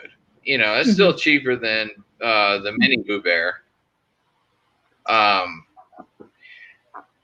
The other one, I have as many lights in it and everything else. I'm just able to bring it down to a price where people can even enjoy a less discount than the first one. Because Yeah. I swear to you not, the first time I made one of these, I was like, I want a bear that lights up. So I made my first one with this. And I put it online. Literally 2 minutes after I put it online, it was gone. And the rest is history. This guy is the forerunner of Addict Junky Paranormal. Mm-hmm. That Michael, and no, the REM pods. Michael wants to know, what is your thoughts on the 360 motion pucks?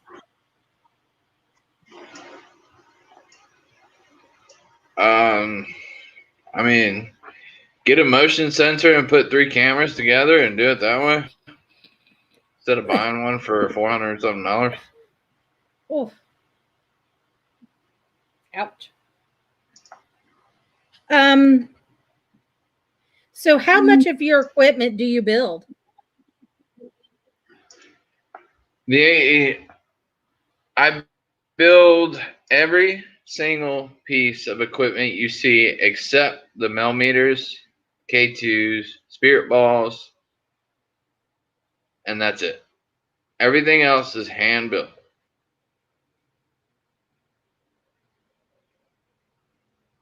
Mm-hmm. That's the new Gen 2s. Those are lightweight. They come in at under 3 pounds. Literally 2 cables to connect it. Turn it And trust on. me, I Hit have one seen button. some You're bulky good to go. SLSs out there. Ooh. I mean, it's so easy to use. I mean, literally, you just power pack, power cable, and then a USB running from the SLS rig to the tablet, and you're done. Power it on, hit one button, you're good to go. So Amy at Full Dark says, are the devices something you worked out through hacking the mainstream devices that exist now and altering or recreating them?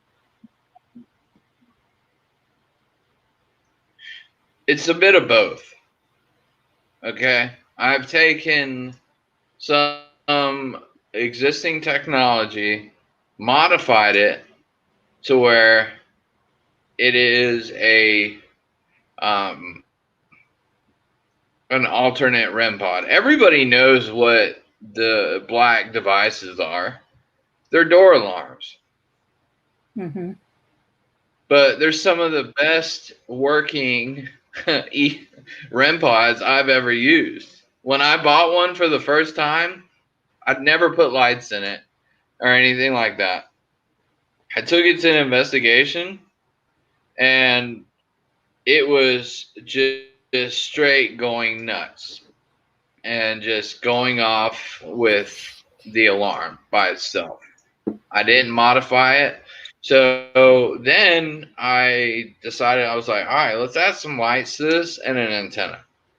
So my first prototype came out and it worked freaking great. And it's just evolved since then. You know, now I'm incorporating, like, if you look to the left of the REM pod with the blue lights, that's a static meter and a REM pod all in one. Now, the static meter design is myself, but I'm implementing that into existing technology.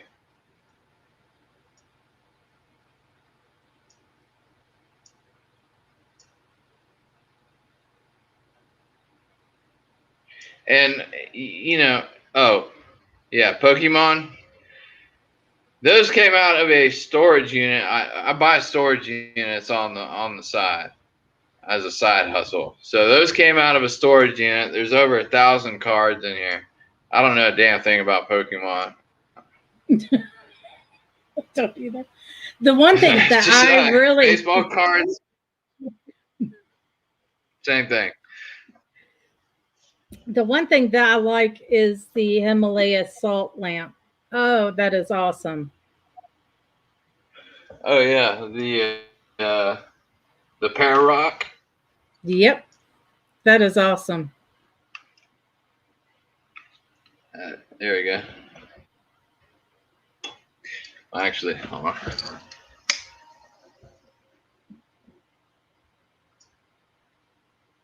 That is awesome.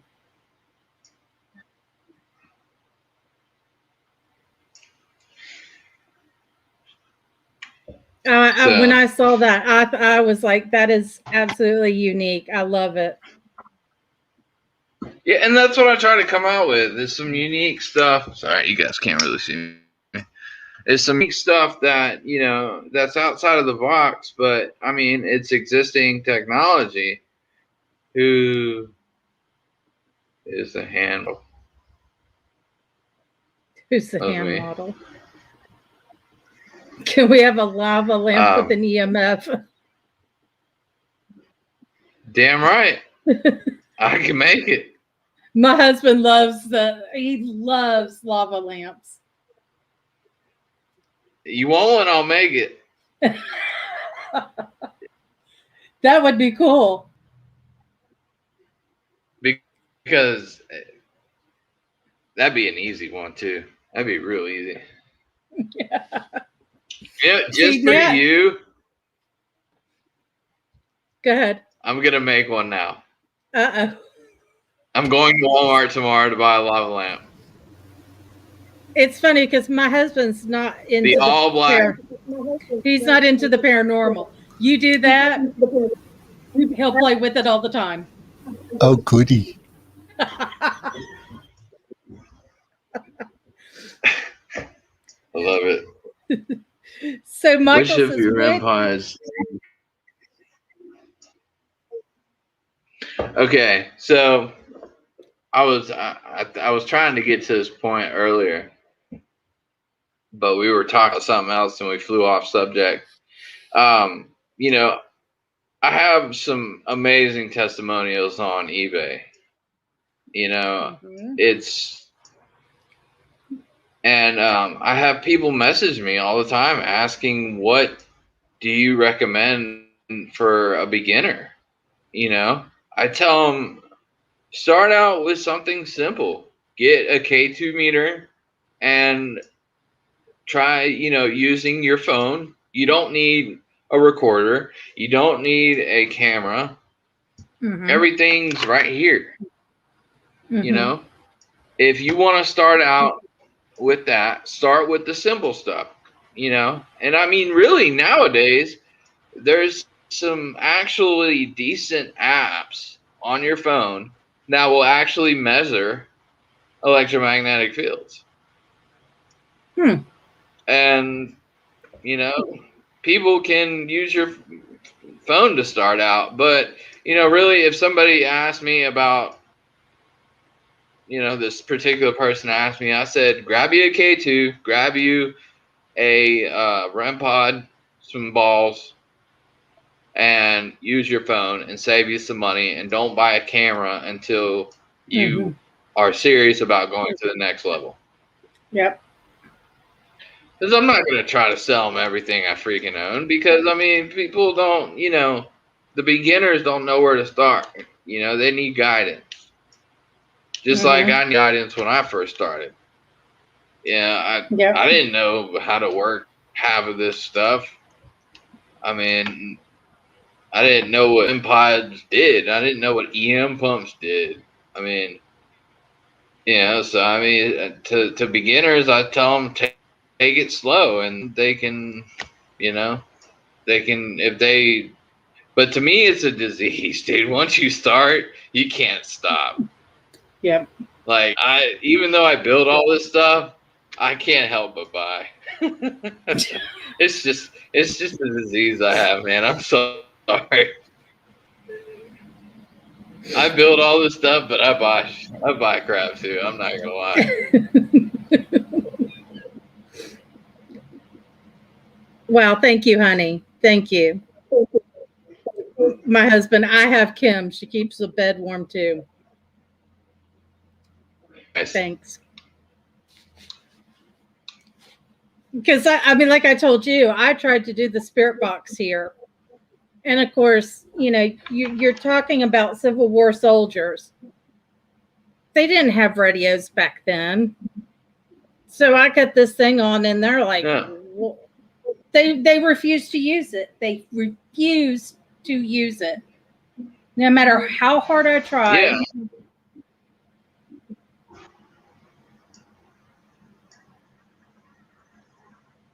So having little things like that, like cat balls, is easy, and Yeah. Because really, they don't even need to. I've experienced, they don't move when they go off. I mean, if they move, then you got a poltergeist hand, and you're dealing with a strong spirit. But most of the time, it's like you use it for yes and no, or you ask them to light it up and show their presence. I mean, there's all types of stuff you can do with it. So Amy at Full Dark says phones are okay, but they're limited in the EMF reading.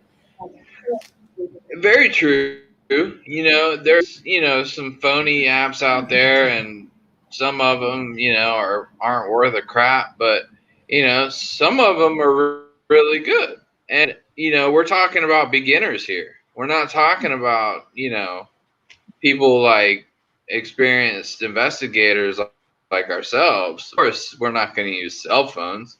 I mean, I have 4 different devices that read EMFs, so it's for a beginner. I tell them to start simple. That's just plain, and that's how I see it. Why spend all the money? Because if you really don't want to get into it, don't spend a crap load of money at first. Put your toe in the water and then dive in, because ultimately you get hooked. It's an addiction, I swear. Yeah. Michael says the pyramid device. It's okay. I just think it's another piece of equipment that's manipulated by, the atmospheric. And they're all the same. They work all the same. It's like you can create a device that goes. It's like the yes no one, Go ahead. or the green light and blue light. Or it's a green light, red light, and I have the OG. This is the OG yes no. Wow. And it's got the This is what I call this my Ghostbusters yes no. But I mean, it works great, I mean, if spirits want to talk, it'll light up. If they want to talk, I guess to say yes and no.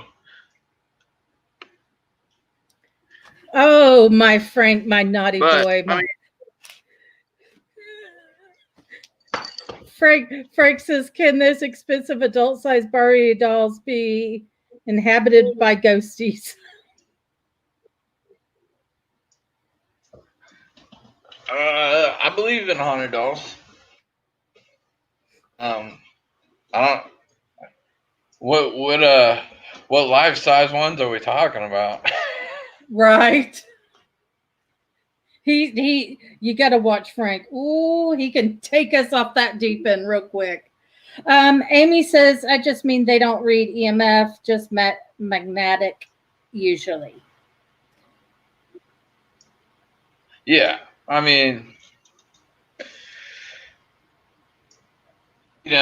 so I always say, if you don't want to use your phone, then go ahead and just buy a K2 meter. Start simple, because K2s are great. I love them because there's so many applications. They're like the cat balls. You can use them for yes, no.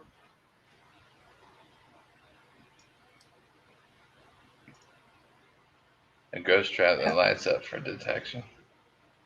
I can do that.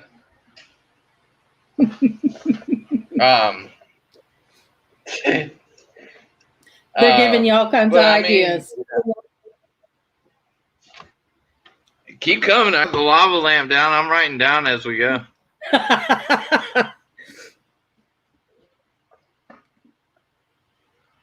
Oh my gosh. I'm telling you. Yes, those dolls are very possessed. Yes, they are possessed with a hanging black dong out of a trench coat.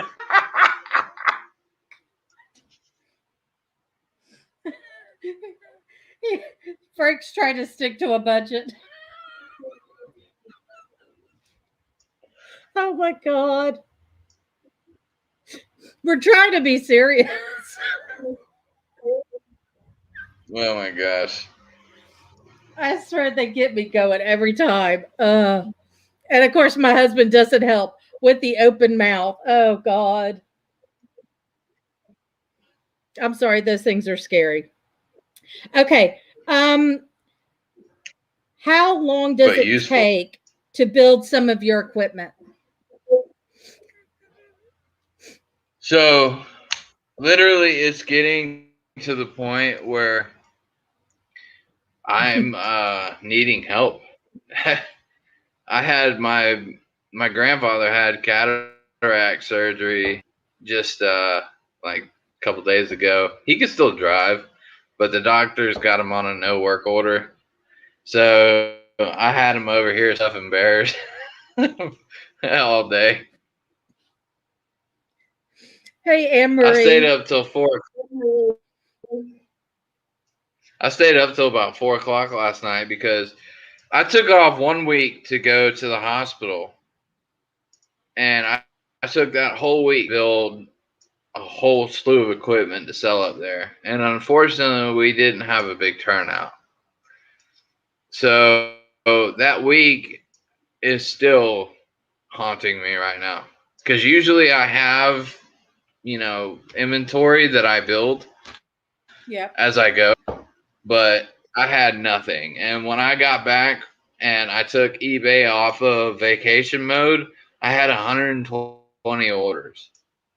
And now this is the last batch of that going out today. It was about 40 packages. And now I'm lit up with about 60 more orders between Etsy and eBay and my personal website right now. And I'm trying to veer everybody to your personal website because I know it would help you tremendously. Please use the website. If you buy, there is a, hold on, let me find it.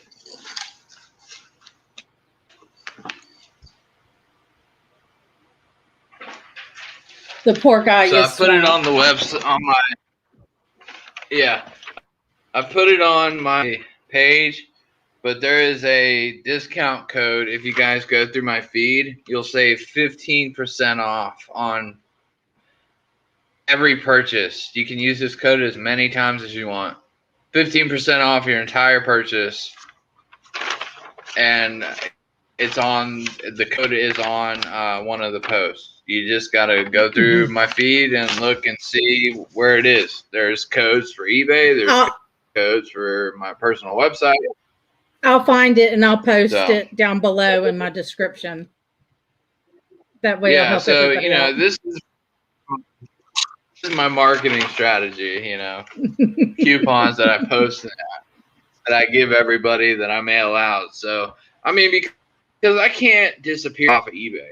That's the thing about when you start your website, it's so slow, but it's starting to gain momentum. We've had 10 orders today, and that's great. I love it because literally my running costs on eBay it just me up like bad. They're so ridiculous. Mm-hmm. I love the system that they integrated where now not you have to pay one huge lump sum at the end of the month.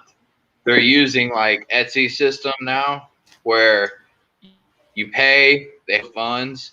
If you want postage taken out of it, they do it, and then they send you a payout at the end of, a period, and all of your running costs, your taxes, your eBay selling fees, all come out with each transaction instead of one lump sum. Right.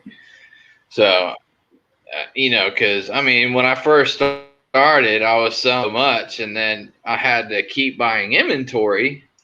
But at the end of the month, I would owe eBay like $600-700. Right. And there wouldn't be that in the bank because I just bought all the inventory. Mm-hmm. So I'd have to put it on my credit card to keep going, and it's a journey. I'll tell you that right now. Mm-hmm. It's crazy. But we're coming out with new stuff, partnering up with new people, and things are about to really take off. They're already taking off. I'm so blessed. Really, like, to all the supporters that I have right now. The 300 people that follow me, the team I have from Paraflix that are want to do a sponsorship with me, and the guy from Vegas calling me. It's just coming out of nowhere, and I can't tell you like how much that means to me, like how fast this company is growing. But it is grueling work. It really is. It's long nights. I sit here at this chair for 14, 15 hours a day, just building. You've seen some of the pictures, and right now behind me, it's just a slew of stuff. It's just orders for people. I got the Funhouse box. I have one order for a customer right now. She wanted all black with the Funhouse bleeding. She's got a REM pod. So it's got a REM pod on the bottom that runs, and you can't even hear it. It hums like it hums like a new Chevy. And on the top, you got the static meter and a REM pod that goes off, and I love it. I got one I built for myself, and I did on investigations. It's awesome. And how much is that one going for? So it depends how intricate you want it. Sorry. It depends how intricate you want it, because the one you see online right now, I did my wood carving on that for the actual people for Paranormal in the Funhouse. So that's their name on the front. And then there's skulls, flowers, and that's the way they wanted it. So that one particular model, if you wanted one like that, it's $150. The smaller one that I have right now is $125. Sorry, here comes the clock again.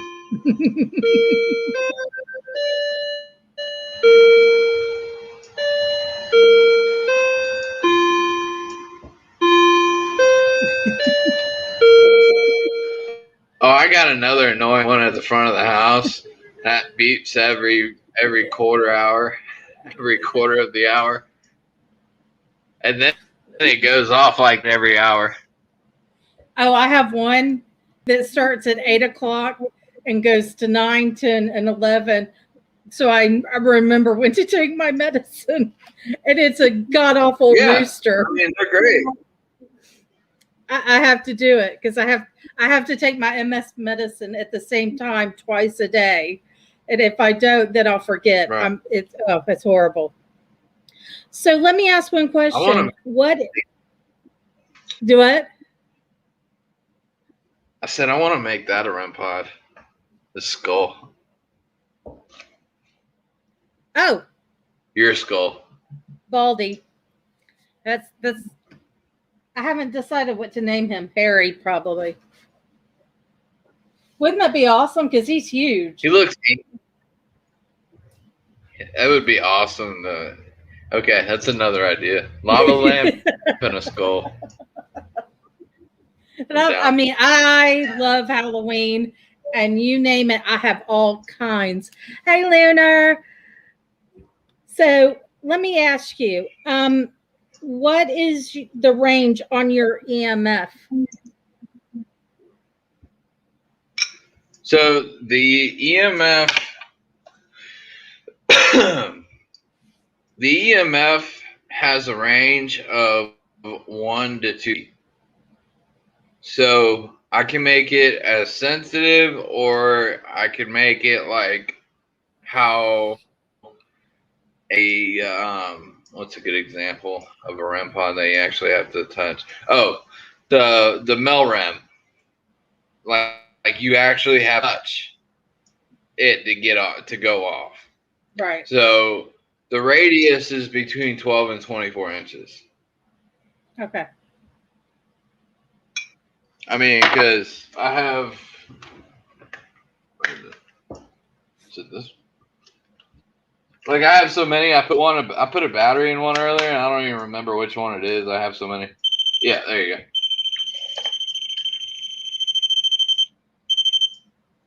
That's how far.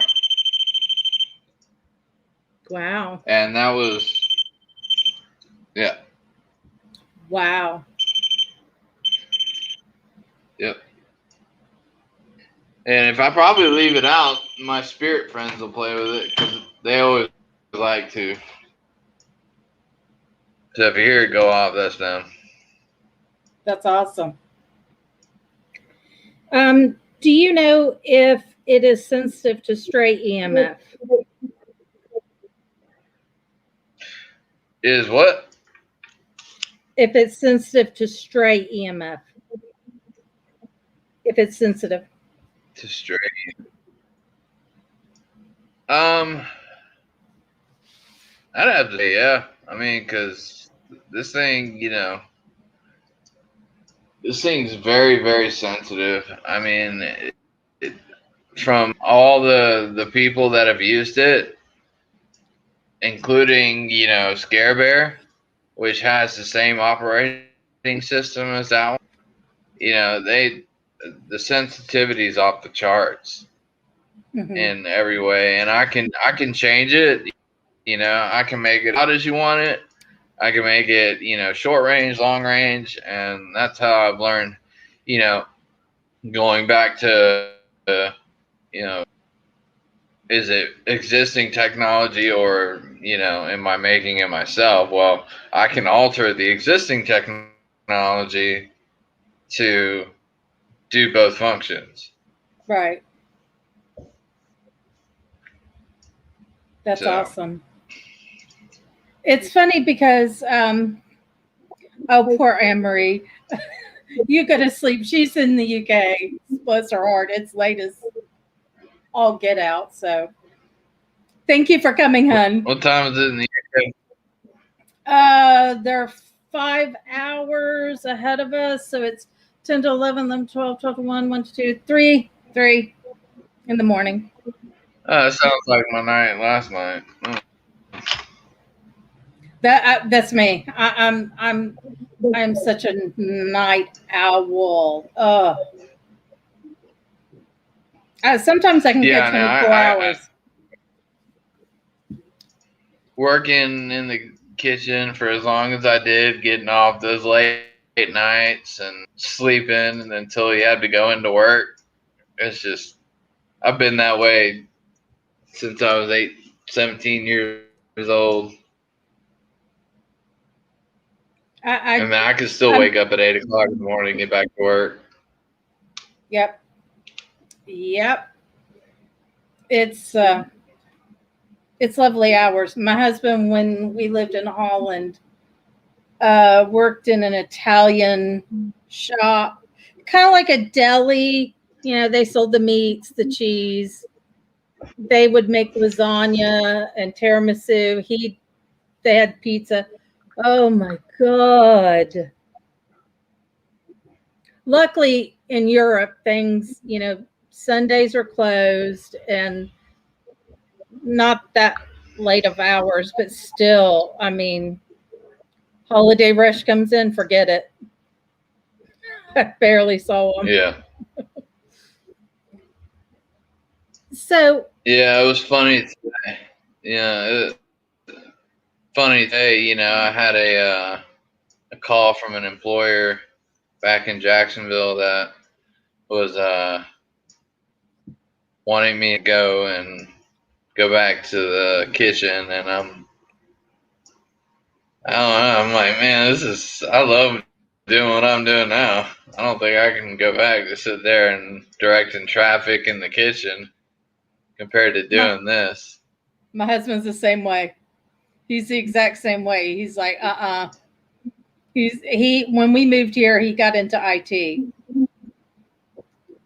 He's like, Yeah, no, I don't think I could drag myself back into something like that, especially here in America because we're open even later. right. Things usually close down about 8-ish, somewhere around there. So, but here I'd never see him. He used to sleep from 9 a.m. to 2 p.m. Psh, honey, you've slept the day away. What are you talking about? And here I've been up for 24 hours. I know there's just some nights. I mean, I have, you know, I can't sleep sometimes. I take heavy medicine to sleep, and sometimes it doesn't even work. I'm up tossing and turning until wee hours in the morning, and then I just get an hour of sleep, and then the alarm goes off, and it's straight to the chair. Mm-hmm. Shift started at 11 p.m. It's funny. His problem is he gets into computer games. Ugh. We won't even talk about that. But I love the fact that your mission is to provide equipment at affordable prices, and that just speaks volumes to me. Yeah, we're trying, you know, and there's gonna be some stuff coming up that, you know, we're gonna have that every other website has, and of course we're gonna be lower. I don't care about money. I care about people. Mm-hmm. Ever since I started the company, I haven't even taken a paycheck yet. You know, Wow. and of course, you know that's what you do when you start a company. You just keep pouring into it. But you know, I'm living off of savings, trying to build this into something. But you know, I put much blood, sweat, and tears, and that's where, you know, they asked me to go back to being in a kitchen. I'm like, no way, man. I'm sitting here. I built this and cried, and I don't know if it's the same in Georgia, but in Florida, starting an LLC is cheap. Oh, Here, really? it's ridiculous. I mean, it cost me some change just to get my name going. I had an LLC, but I mean, I'm telling you, it's been forever ago. Because of what I was selling, I just needed that protection.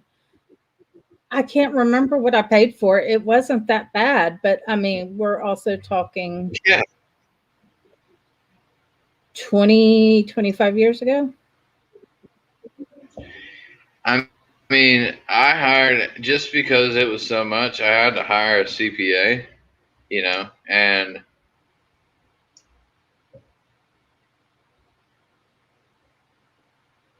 Ah, Lunar, thank you for coming. I appreciate it. She's trying to. thank you. I haven't. She's trying to upload a video for her other channel. So bless her heart. I mean, I mean, because I mean that long ago. I mean, ooh, I can't remember. I mean, it wasn't that much. Yeah, I mean no, it's not. And then when I was when I was in Florida and I had a company going during the pandemic, um, it cost me barely anything. But here, I mean, I'm just right now I'm straight e-commerce, and I had to register with the city, the county, the state. Then I had to do a homestead file for homestead, Mm-hmm. Yeah. and then my CPA just told me I had to do something else the other day, and I'm like, "Geez, does it ever end?" It But see for me, I did sell online, but the majority of the things I sold were, the way my business was set up is I went to people's homes and showed them the product because people were uncomfortable going into Starship or somewhere like that because they can't explain anything to you because it's considered novelty. And right, so I went to their home, which kept me under the law radar because, you know, I could get in trouble if there were children in the house and all that. But most of the selling of my products were right there on site. So I didn't have right. to do all that. I mean, I think we did do the tax exemption because the business was out of the home. But by the time I got it really up and running and making a little profit, I mean, it takes a long time, to build a business up. And right when I was just making a profit, I had to literally shut down everything. So Was I that because know of how. COVID? No, I mean, I did this 20, 25 years ago. Oh, okay, I got you. Long past story. Long. Yeah, well, now it's getting to the point where it's streamlined. I got great sourcing, and everything is my prices are locked in and all the inventory is bought. So we're starting to get into that rhythm to where maybe eventually sometime this year I might be able to pull something for myself. But it's just it's the blood, sweat, and tears of running a business, man. That's how it goes. But I love it. I mean, this is my mission. This is my statement. I don't care about the money. It's just I want to do this to be able to make a new movement for people because it's unfair that we have to pay so much money for simple stuff. I mean, I know. basically, if you open up all the gadgets, they're the same. Go ahead. No, I was saying basically, most of the gadgets that are out there, they're all the same, and they just upcharge because they do their fancy 3D printing and Mm-hmm. it, it's of course there's some brilliant engineering behind it on some Mm-hmm. of it, and not at that level yet, Maybe one day I will be, but truthfully, I think people just enjoy the simple stuff. Mhm. I haven't had a problem in business slowing down, so I don't think anybody's gonna stop buying my products for sure. Thank you so much, Michael. I mean, that's the whole point of doing this is I want to make people aware of things they might not know. And to me, this is just as, I mean, it's not just, it is very important because I mean, I've on and off looked at product and go, I can't afford that. Cannot. And so it's nice to see your product and go, okay, I can afford that.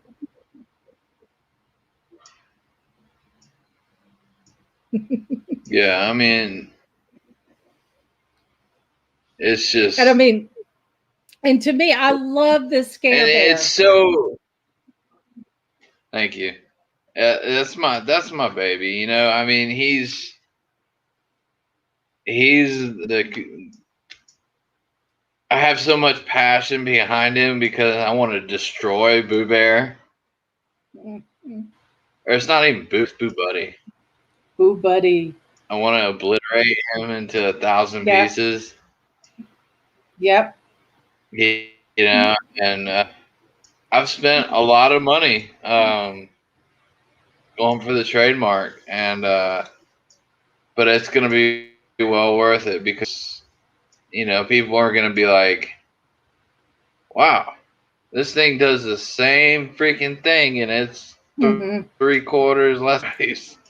I mean, even the small one, okay, Hmm. costs almost $100, and it Hmm. has 2 lights. That's all it does. So it doesn't even make a noise, Yep. and you're paying $100 for a bear with lights in it. I mean, Yeah, Boo Buddy Jr. yep. I saw that when I was looking at everything and I was like, oh my God, you got to be kidding me.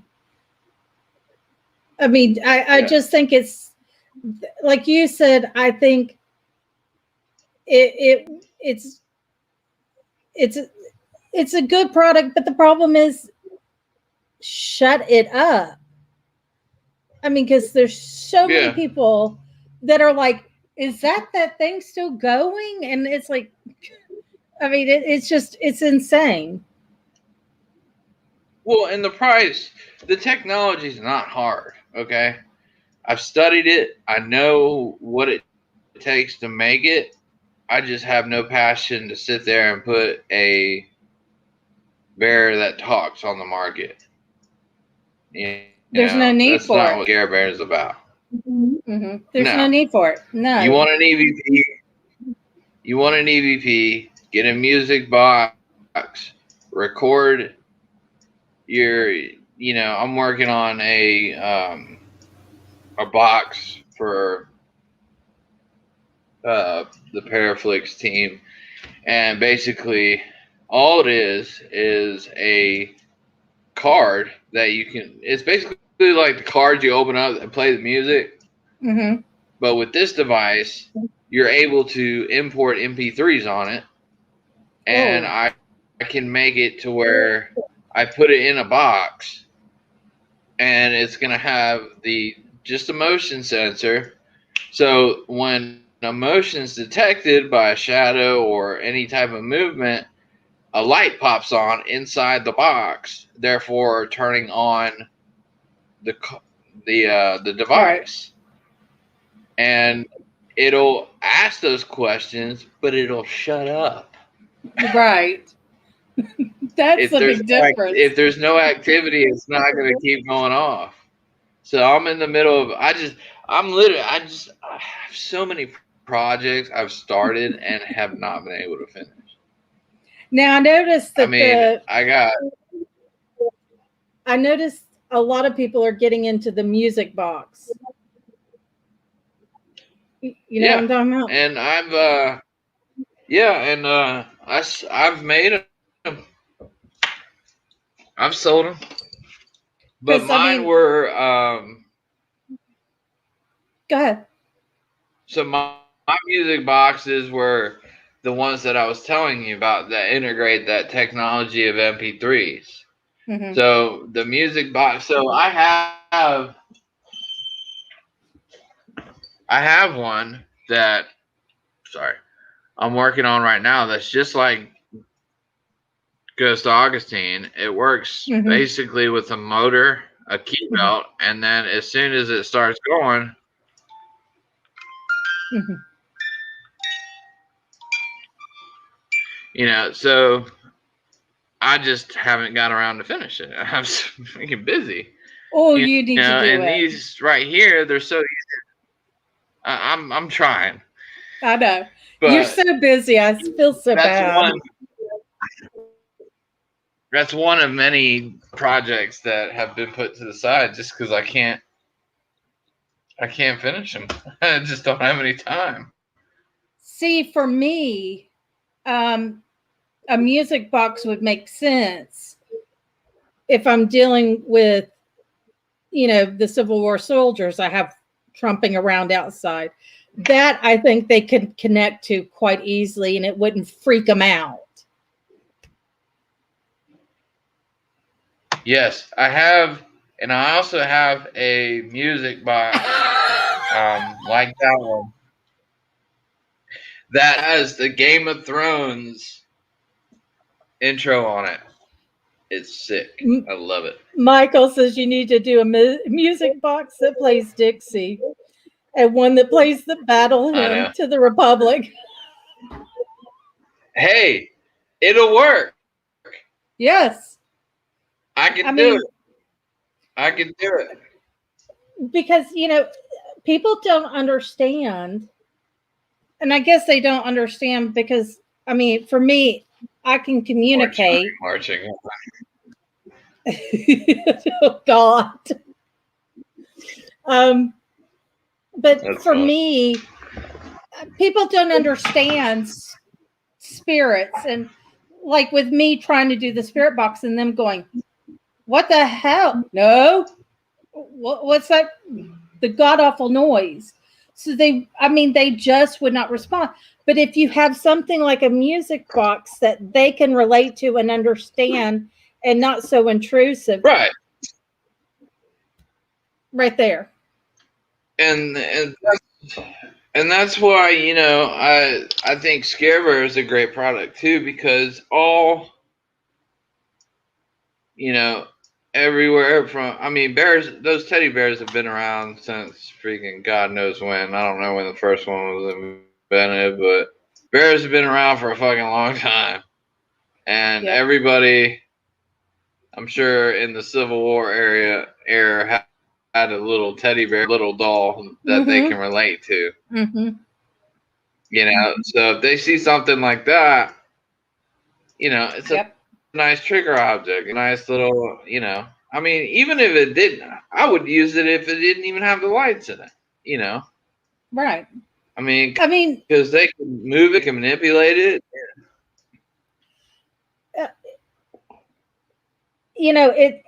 Because like I was telling my husband, all they kept saying, they kept talking about the way I was dressed, my hair, because most of my hair is shaved off. I have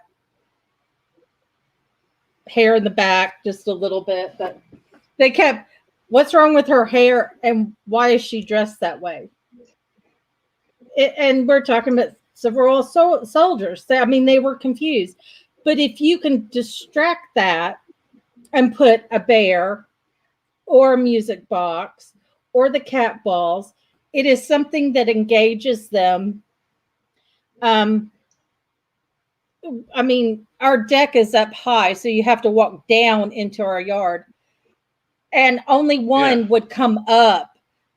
The rest stayed down there. They refused to come up. It just, the spirit box was just too annoying.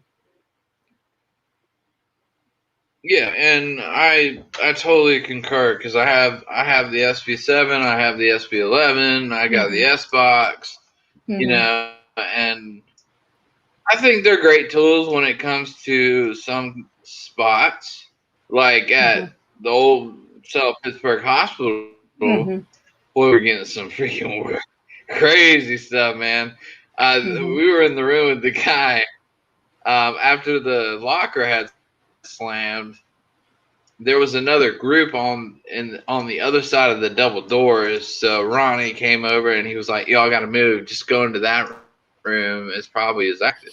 So we go into that room, and boy, did we get a spirit that wanted to talk some shit. I mean, Oh, literally, first thing I said, "Are you happy here?" He's like, "Fuck you." I was like, "Good God!" I was like, "What happened to you, man? but What that's side the of the freaking thing. I ghost mean, bed did you wake up on?" that's the thing, though. When you get something like that, you know that it's not. You can't say that on radio, so you know it's been manipulated. Yeah, I I mean, mean, that's it's just, and I mean, my favorite out of everything is the SB11. I mean, the technology of being able to run two sweeps in either direction and cancel out any type of interference from stations. I don't like, now that I bought I started with the S box, then I bought the SB7, and I hacked the SB7 like you can to stop all the noise coming through. But man, the SB11 is just, I love it. I think it's a great tool, and it also, I don't know if it's all the units, but it has a temperature meter, yeah. and it'll go in an alarm if there's a fluctuation, and I love that because we've gotten responses out of it right when a temperature fluctuation goes. We'll hear a voice Mm-hmm. out of it, and it's awesome. And same thing goes with the Ovilus. Mm-hmm. I think spirits like to say stuff before they do it, Right. or like, because me and my girlfriend, we were at an abandoned brick mill. I told you this. We Yep. were at the brick mill, and we were in there. We had the Ovilus running. We had not much activity on the REM pods, just a little hit here and there. But all of a sudden, it says boom or something like that. I'd have to look at the history. And then the fire kiln had a furnace, and man, it sounded like somebody threw a freaking brick at it or slammed it with a hammer. It was cool. Yeah. I Startled both mean, of us, but it was. mm-hmm. And that's where you got to learn how to use those devices. Because most of the time, like I said, it's gibberish. But when you have an event like that, or you have something prevalent to where you're at, then you start to understand how to use it Have you and ever heard understand, of Jay? I think his name's Prancer. He's the inventor of the D-Link. no. That is an interesting thing. Full Dark Paranormal has a D-Link, and what it does is you literally get no radio at all. It sweeps, but you get no radio. And That's funny because that's what my radio does. yeah, and it's interesting I because cut everything. yep, and it was interesting because they were in this one location, and he, yeah, Jay Panther. He so Ryan was upstairs. He had gotten a phone call. He went upstairs, and the D-Link was still going. And Amy came up, and whatever spirit was there, started calling her fat. I mean, he went all. I mean, Just out of Go ahead. dead noise, because that's Yeah. what I call it. Is when Yeah. you're, because I set mine up like a dual, so I piss off at my spirit box sometimes because they say, well, at this point I don't hear anything and it's sweeping. Well, it's built that way if you read the description, first of all. But I believe it gives the like a 2-in-1, because if spirits can communicate through white noise and radio frequencies with people talking at the same time, then they should be able to speak with dead noise. Yeah. And that's what I do. Mine half of it when we go through the American channels, what is it, like 800 through like 11, 12 gigahertz. Yeah. And then on from there, it keeps scanning, Yep. but there's noise. There's nothing. And if you get something through there, then you know you got something. That was what I mean, because I was watching it and I was like, oh my God, because he's talking to his son on the phone. This thing is running, but it's really soft, so it's not that hard static noise. And the minute Amy came up to check on him, that spirit in that house talked about her weight. And I mean, Ryan's going, oh, and Amy's like, no, you did not. I mean, it was, I mean, it took Ryan off guard because he's concentrating on talking to his son. And then all of a sudden you hear this voice and you can hear it. It's not like you're straining. You could hear it. I was like, oh, hello. Wow. And I found that very interesting. But he too is, I think he does the 3D printing for the case and all that. And that, I mean, it's out of my price range. Yeah, that's exactly what I'm saying. And that's what people like to add the price to, is that free 3D printing. I've been told that I should start 3D printing, but it defeats the whole purpose. Because if I do 3D printing, then my cost is going to go up. Yeah. And if my cost goes up, I have to raise the price. Yeah. So I just rather stick with the box, no matter how funny it looks or whatever, like the static REM pod's got it looks like an old little TV, got bunny ears and three lights. But it works, It doesn't have the, fancy like dome top where half of it lights up green and the other lights up red at like, and it dissipates. I know what you're talking about. It's not like that. Yeah.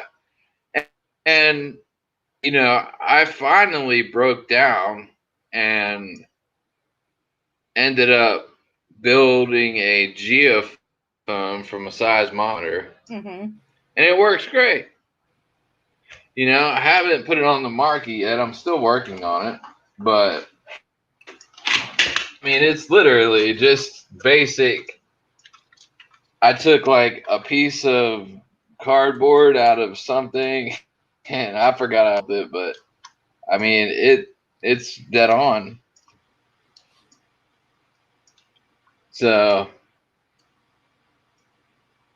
Oh, wow. Yeah. And that's bright. I mean, wow. Yeah. So there it is, just sitting. Can you guys see it? I think you'll have to lower. There you go. But there it is, sitting still. And that's just shaking the table. That's awesome.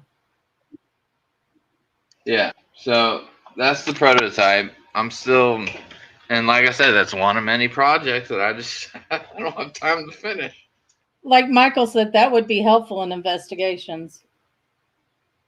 And he needs a Yeah, device to like help. I have a He says he- geophone that. Thank you. I have a geophone that I have. It's a vibrational alarm. It's basically Mhm. that without the lights, and it has sound. Mhm. So basically, you turn it on, it alarms itself. You hear a beep for about 5 seconds. It's armed. You could drop a penny next to that thing.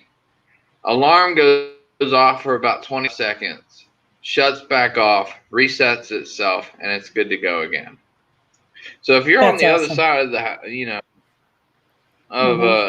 you put that thing in a hallway and you're on the other side of a abandoned building and there ain't nobody around, you hear that thing go off on a solid floor, and you know that you got something going on. To where these other geophones that ain't got no noise. So I'm trying to implement this thing onto the one that I have right now on the market. So I just got to get there. I'm getting there. I'm trying. So many ideas, so many, and we're not helping the cause. So many. No, I have a graveyard of things that need to be finished. It's so sad. I feel so bad, and it's like, oh, you live. I mean, because we live a good distance away. I mean, I'm Yeah, basically you're north. I'm like way down. Well, I'm central. I mean, you're way out there. Mm-hmm. I mean, it doesn't take me long to get to the mountains. So, and it's sad. Well, we'll be up that way eventually. Well, see, it I'm drives planning me on moving up there crazy. eventually. It drives me crazy because you would think there would be a lot of paranormal teams, and there really is not that many paranormal teams. And the crazy stuff that goes on here. And that's another thing that we're doing right now is even though I'm part of a team, we're not, our team's like a little bit, I'm going to say the word, they're older than me and they're very old school and they don't like to go out and do investigations because when I'm there, dude, I'm all over the place. I'm taking pictures. I'm putting my REM pods here. I'm a go-getter when it's like time to do an investigation. I'm like, all right, you guys put this here. I'll do this, So I'm working on putting together an Addict Junky Paranormal investigation team. Oh, that's awesome. We just launched the ad in the local paper. We have 2 members already, and we're just gonna slowly build. But hopes is, and it's also a duo of a strategy I'm trying to do is, if people see that I'm building this stuff and our team's using it, first maybe I can get some damn help around here. Right. It'll be some good marketing because there's no other teams in Georgia. I mean, there was Alabama Ghosts, but they're gone. Oh, are they? I mean, yeah, the website's up for sale. They broke up. There was a Georgia team, and they said they were a pretty big team, and then all of a sudden you see, they're gone, no more. I'm like, what? You're kidding me? Because I mean, there's people that live around the battlefield. The homes butt up to the battlefield, and this was years ago. A paranormal team was called in because people were saying there's stuff going on. It turned out it was residual energy, which made the homeowners happy. But I mean, come on. There is so much. I mean, the square is haunted. Our square took the heat. It took It took more damage from the Civil War than Atlanta. That's how bad. Yeah, And I mean, and that's what we're it's hoping to all do around too. here.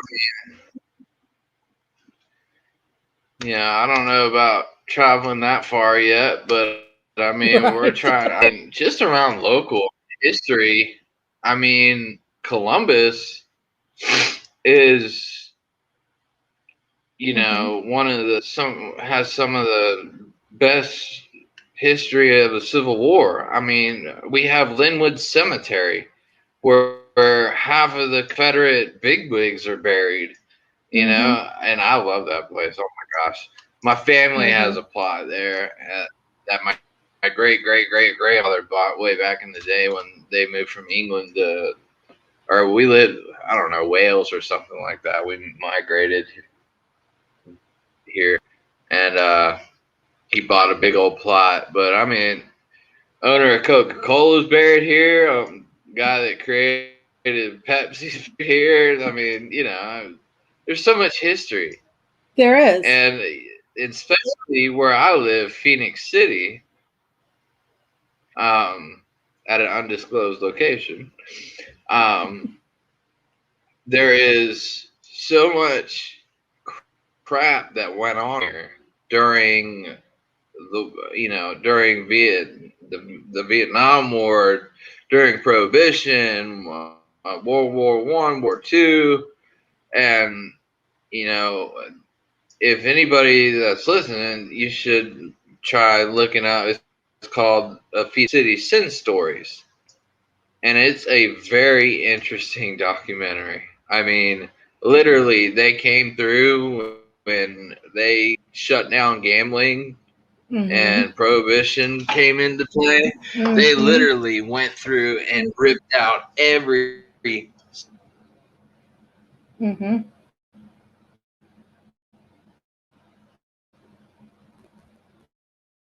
Oh, you froze And up on they us. threw them over the Chattahoochee. They Hmm. threw them in the Chattahoochee River, and the same thing with the mafia when they were running before they came in and took all that stuff. Mafias were running, these little Hmm. gambling places around here, these brothels, and anybody that went sideways, man, you took a ride down the Chattahoochee. They're around It right in it Dillingham Bridge. it's funny because I found my two-time great grandfather who fought in the Civil War. Then I found, I think it's my four-time great grandfather, maybe five, who fought in the Revolutionary War, came home, and then was told, you got to go to South Georgia and fight the Creek Indians in the Creek Indian War. I found his grave. And my Wow, that's cool. grandfather fought in World War II. And what's funny is before he went to the war, um, he ran moonshine. He would run moonshine from the Nice. mountains to Atlanta. And when he was in Atlanta, he was running numbers. And he gets busted for running numbers. Never got busted for running shine because he figured out that if he Wow. kept bricks in his car and kept his car the same height as when he ran shine, the cops never figured him out. So he never got busted for shine, but I've got his mug shot for running numbers. Wow, Go that's crazy. figure. I mean, Oh, it's hilarious. my grandmother's, Michael, I'll give you 1 second. But my grandmother's side of the family, boy, they were a bunch of heathens. I mean, thieves, murderers, uh, I mean, you name it, stage wagon robbers. I mean, we went way back, and we are all just criminals. I'm like, good God, no wonder my grandmother's Yes, so damn yes, screwed up. yes. There's a But story that's been passed down that during the Civil War, she had had several of her horses stole, so she was down to one. and some Union soldiers were going to steal that one. And she's a little itty bitty lady. And she came out with a shotgun. She goes, if you don't think I won't pepper your ass, take that horse. I dare you. And they looked at her and they were like, okay, bye, see ya. I mean, the family split because one brother didn't believe in the whole moonshine business, but my side, awful. Oh yeah. It's like you wonder why I'm the way I am. I know, it's amazing. It's crazy. But Michael asked if what are your thoughts about people who claim?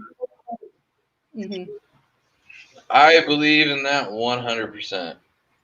I work with a very talented medium, and she is. I mean, just like you're very sensitive, but I work with a very sensitive medium. We have one of our team, and I work with another one that's local. She lives in Noonan. I have been with her on investigations, and I tell you what, she can read mail that's been thrown away from like 20 years ago. She'll tell you all about you. And when it comes to spirits, I mean, because she's a psychic and a medium too. I mean, she'll read your mail and then she'll read the spirits too. And she can just, I mean, she constantly has them around her. Like, we were doing a Zoom conference. Our first time I ever talked to her, I did a Zoom conference with her. She was in her living room, and she says, if you're going to bother me, Lee, then you can go. And I'm like,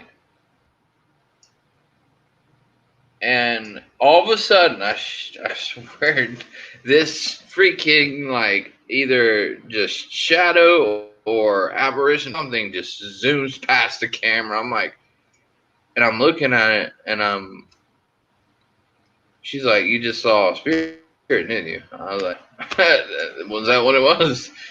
And it happened 3 times and I didn't even say anything.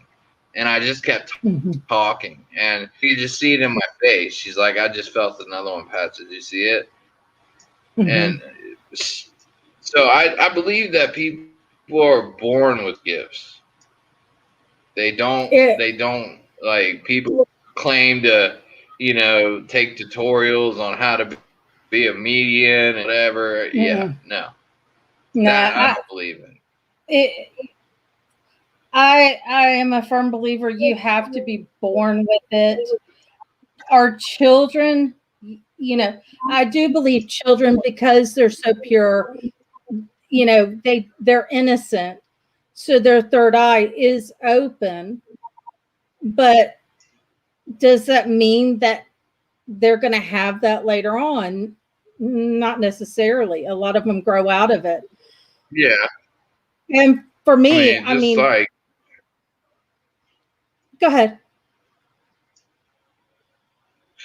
No, I was just saying, it's just like, if you don't use a skill, you're going to lose it.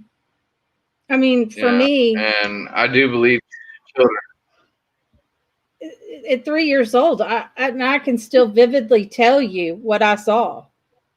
I mean, and he was solid. There was nothing, transparent. He was very solid. And it wasn't that I was scared of him. It was just that I was scared that somebody was in my room that I didn't know. And it was a Native American. He was an older gentleman, gray hair, very tan, leathery skin. I described his outfit. And I told this to my dad, and my dad goes, you're kidding me. And I was like, no, because I saw that at 16 and it scared the daylights out of me. And when he turned to go get his pistol out of his nightstand and turned back, it was gone. Now, when my parents Well, came in, I was pointing to a corner, and my mom, not understanding, came and got me, and my dad came in, and my dad, he says, I didn't realize it, but I was assuming that's what you saw. And he told my mom, move her out of this room and into the other room. And up until 8, 9, I mean, I was terrified. I mean, at night, terrified. And my parents never understood why I was constantly sneaking into their room. I didn't want to be in there by myself listening to all these people talking, walking around. It freaked me out. And they would, yeah. it's the 70s. So, they're locking their bedroom door, and I've got my pillow and blanket laying up against their door because I was just so terrified. And then it went away. But I think what amazed Ed more than anything is he just never believed. And, I told you, I saw German soldiers pulling people off the street and out of the home and murdering them right there in the corner to try and get the Dutch resistance out. Selena says, mine was passed down from my great grandma at least, but I put up a wall in my teens and just recently started my abilities again. Yep. Mine went away, and then right in my teens, it came back full force. And I mean, at 16, I witnessed my first residual energy, and it was watching this man being murdered. And I mean, I was just, it's like I've got one foot in and one foot out. So I'm seeing everything, hearing, smelling, and it was just the most traumatic thing. And then I go to Holland, and everything is just that. And then there's a prison in the city center that we would drive by, and I was like, bad things happened in that prison. I said, people were tortured. I said, I can hear them screaming. And I said, I can smell the blood. And so my husband asked a historian, and he goes, yeah, you don't know about the prison? He's like, no. He goes, they took all the politicians out of City Hall and took them into the prison and was torturing them for information. And my husband's like, how are you going to know that? You don't speak Dutch, so you wouldn't know how to look it up. I was like, but I think not that he ever denied me, but what really sealed the deal is we were walking through a park, and it was in the back of the park. And I said, you got to hang on for a second, because I said, I'm picking up something. And he's like, what? And I was like, hang on.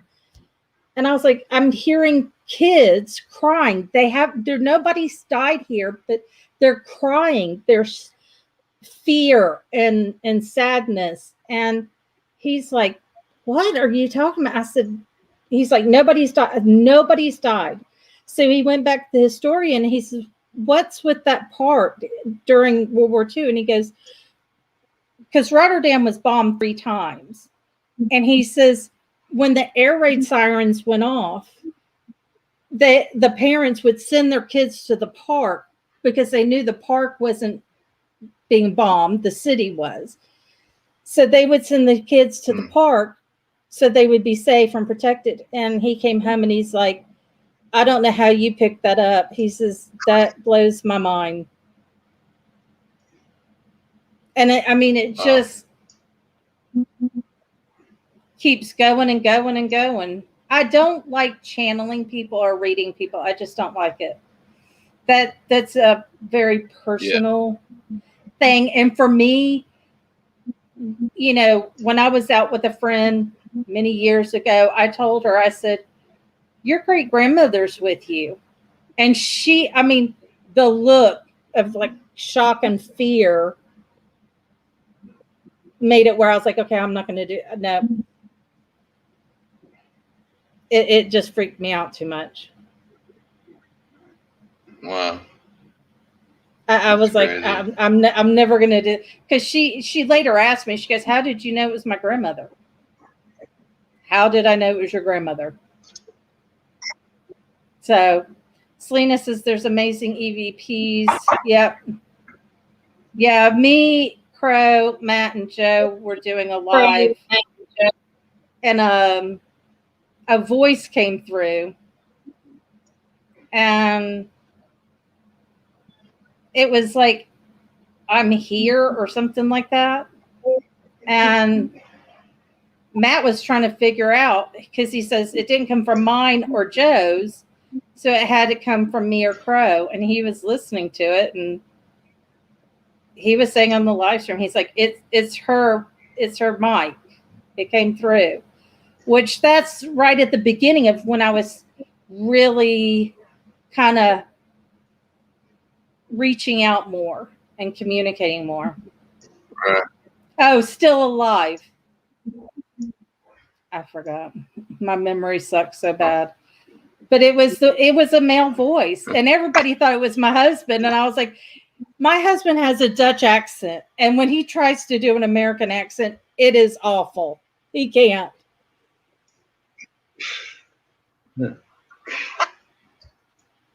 I mean, it's the most awful Can you thing.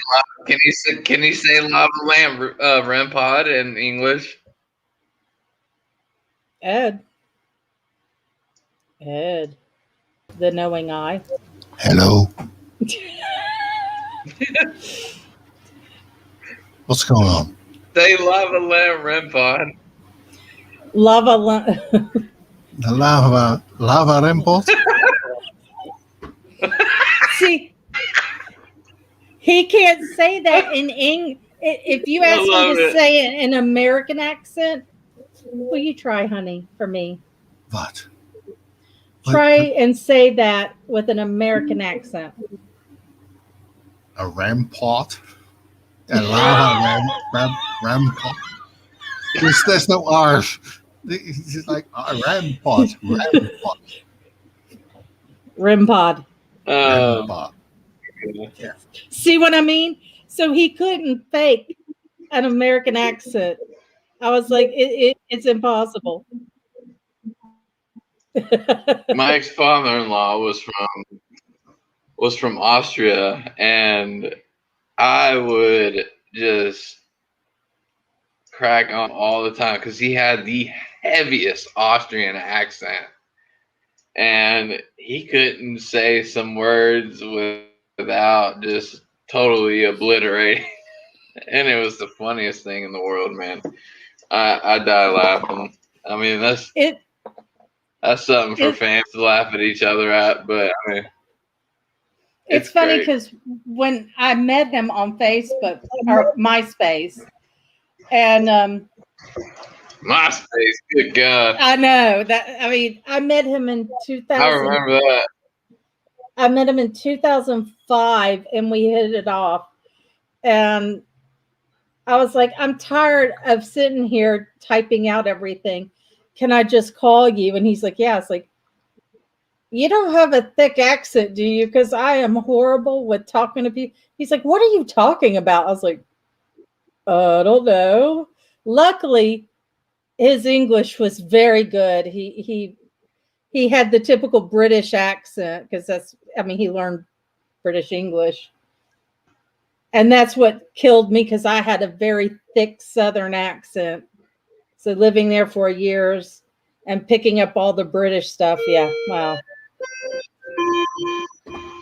Well, nice to meet you, Michael. it's like. Sorry, it's almost there. There we go. Well, it's getting late, and I'm going to go ahead and close this up because I know you are extremely busy, and we've taken up more than your Josh is done for the day. I have stuffed my hand in too many bear asses today. I'm done. And hopefully you will get more orders. But I want to say thank you so much. No problem at all. And like I said, contact Sean and get with him, and he will be more than happy to get with you. Might have to be on a different day than Thursday. That's okay. But no problem. Selena and Michael and everybody, it was nice meeting you. I hope we could do. Maybe I could be number 20. I absolutely enjoyed this. Thank you so much from the bottom of my heart. I'm just, and you're going to get an order from me. Thank you. Appreciate it so much. I really do. So anytime, if you need anything, or if you need, like, if you want some connections for some people that you want to talk to, just let me know. I'll see what I can do. Maybe I can drag Ronnie D on here one time. Oh, that would be nice. Because that's my next goal is to start. I want to start doing locations and talking to the owners and, trying to get more teams in there as well. So you would definitely get some major views. That's awesome. Are you involved with Worldwide Paranormal? No. Are you in the group?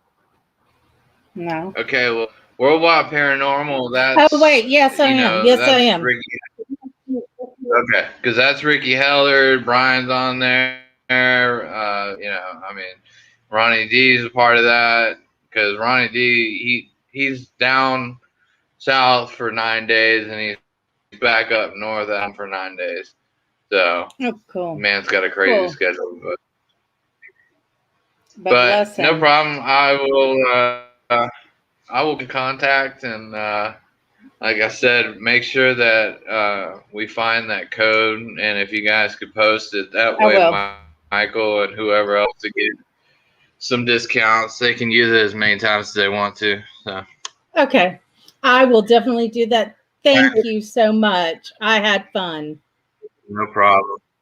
I had fun too. Thank you guys. Good. I appreciate it. Have a wonderful night. You do the same. Thank you. And thank you so much, everybody. I appreciate you so much for sticking in. I know it went long. You're just, y'all are awesome. Thank you from the bottom of my heart. Don't forget to add Junky Paranormal. He's on Facebook. He's working on YouTube, but he is on Facebook, and I will post everything down below. Thank you so much, and have a wonderful night, everybody. Thank you, Selena. Thank you, Michael.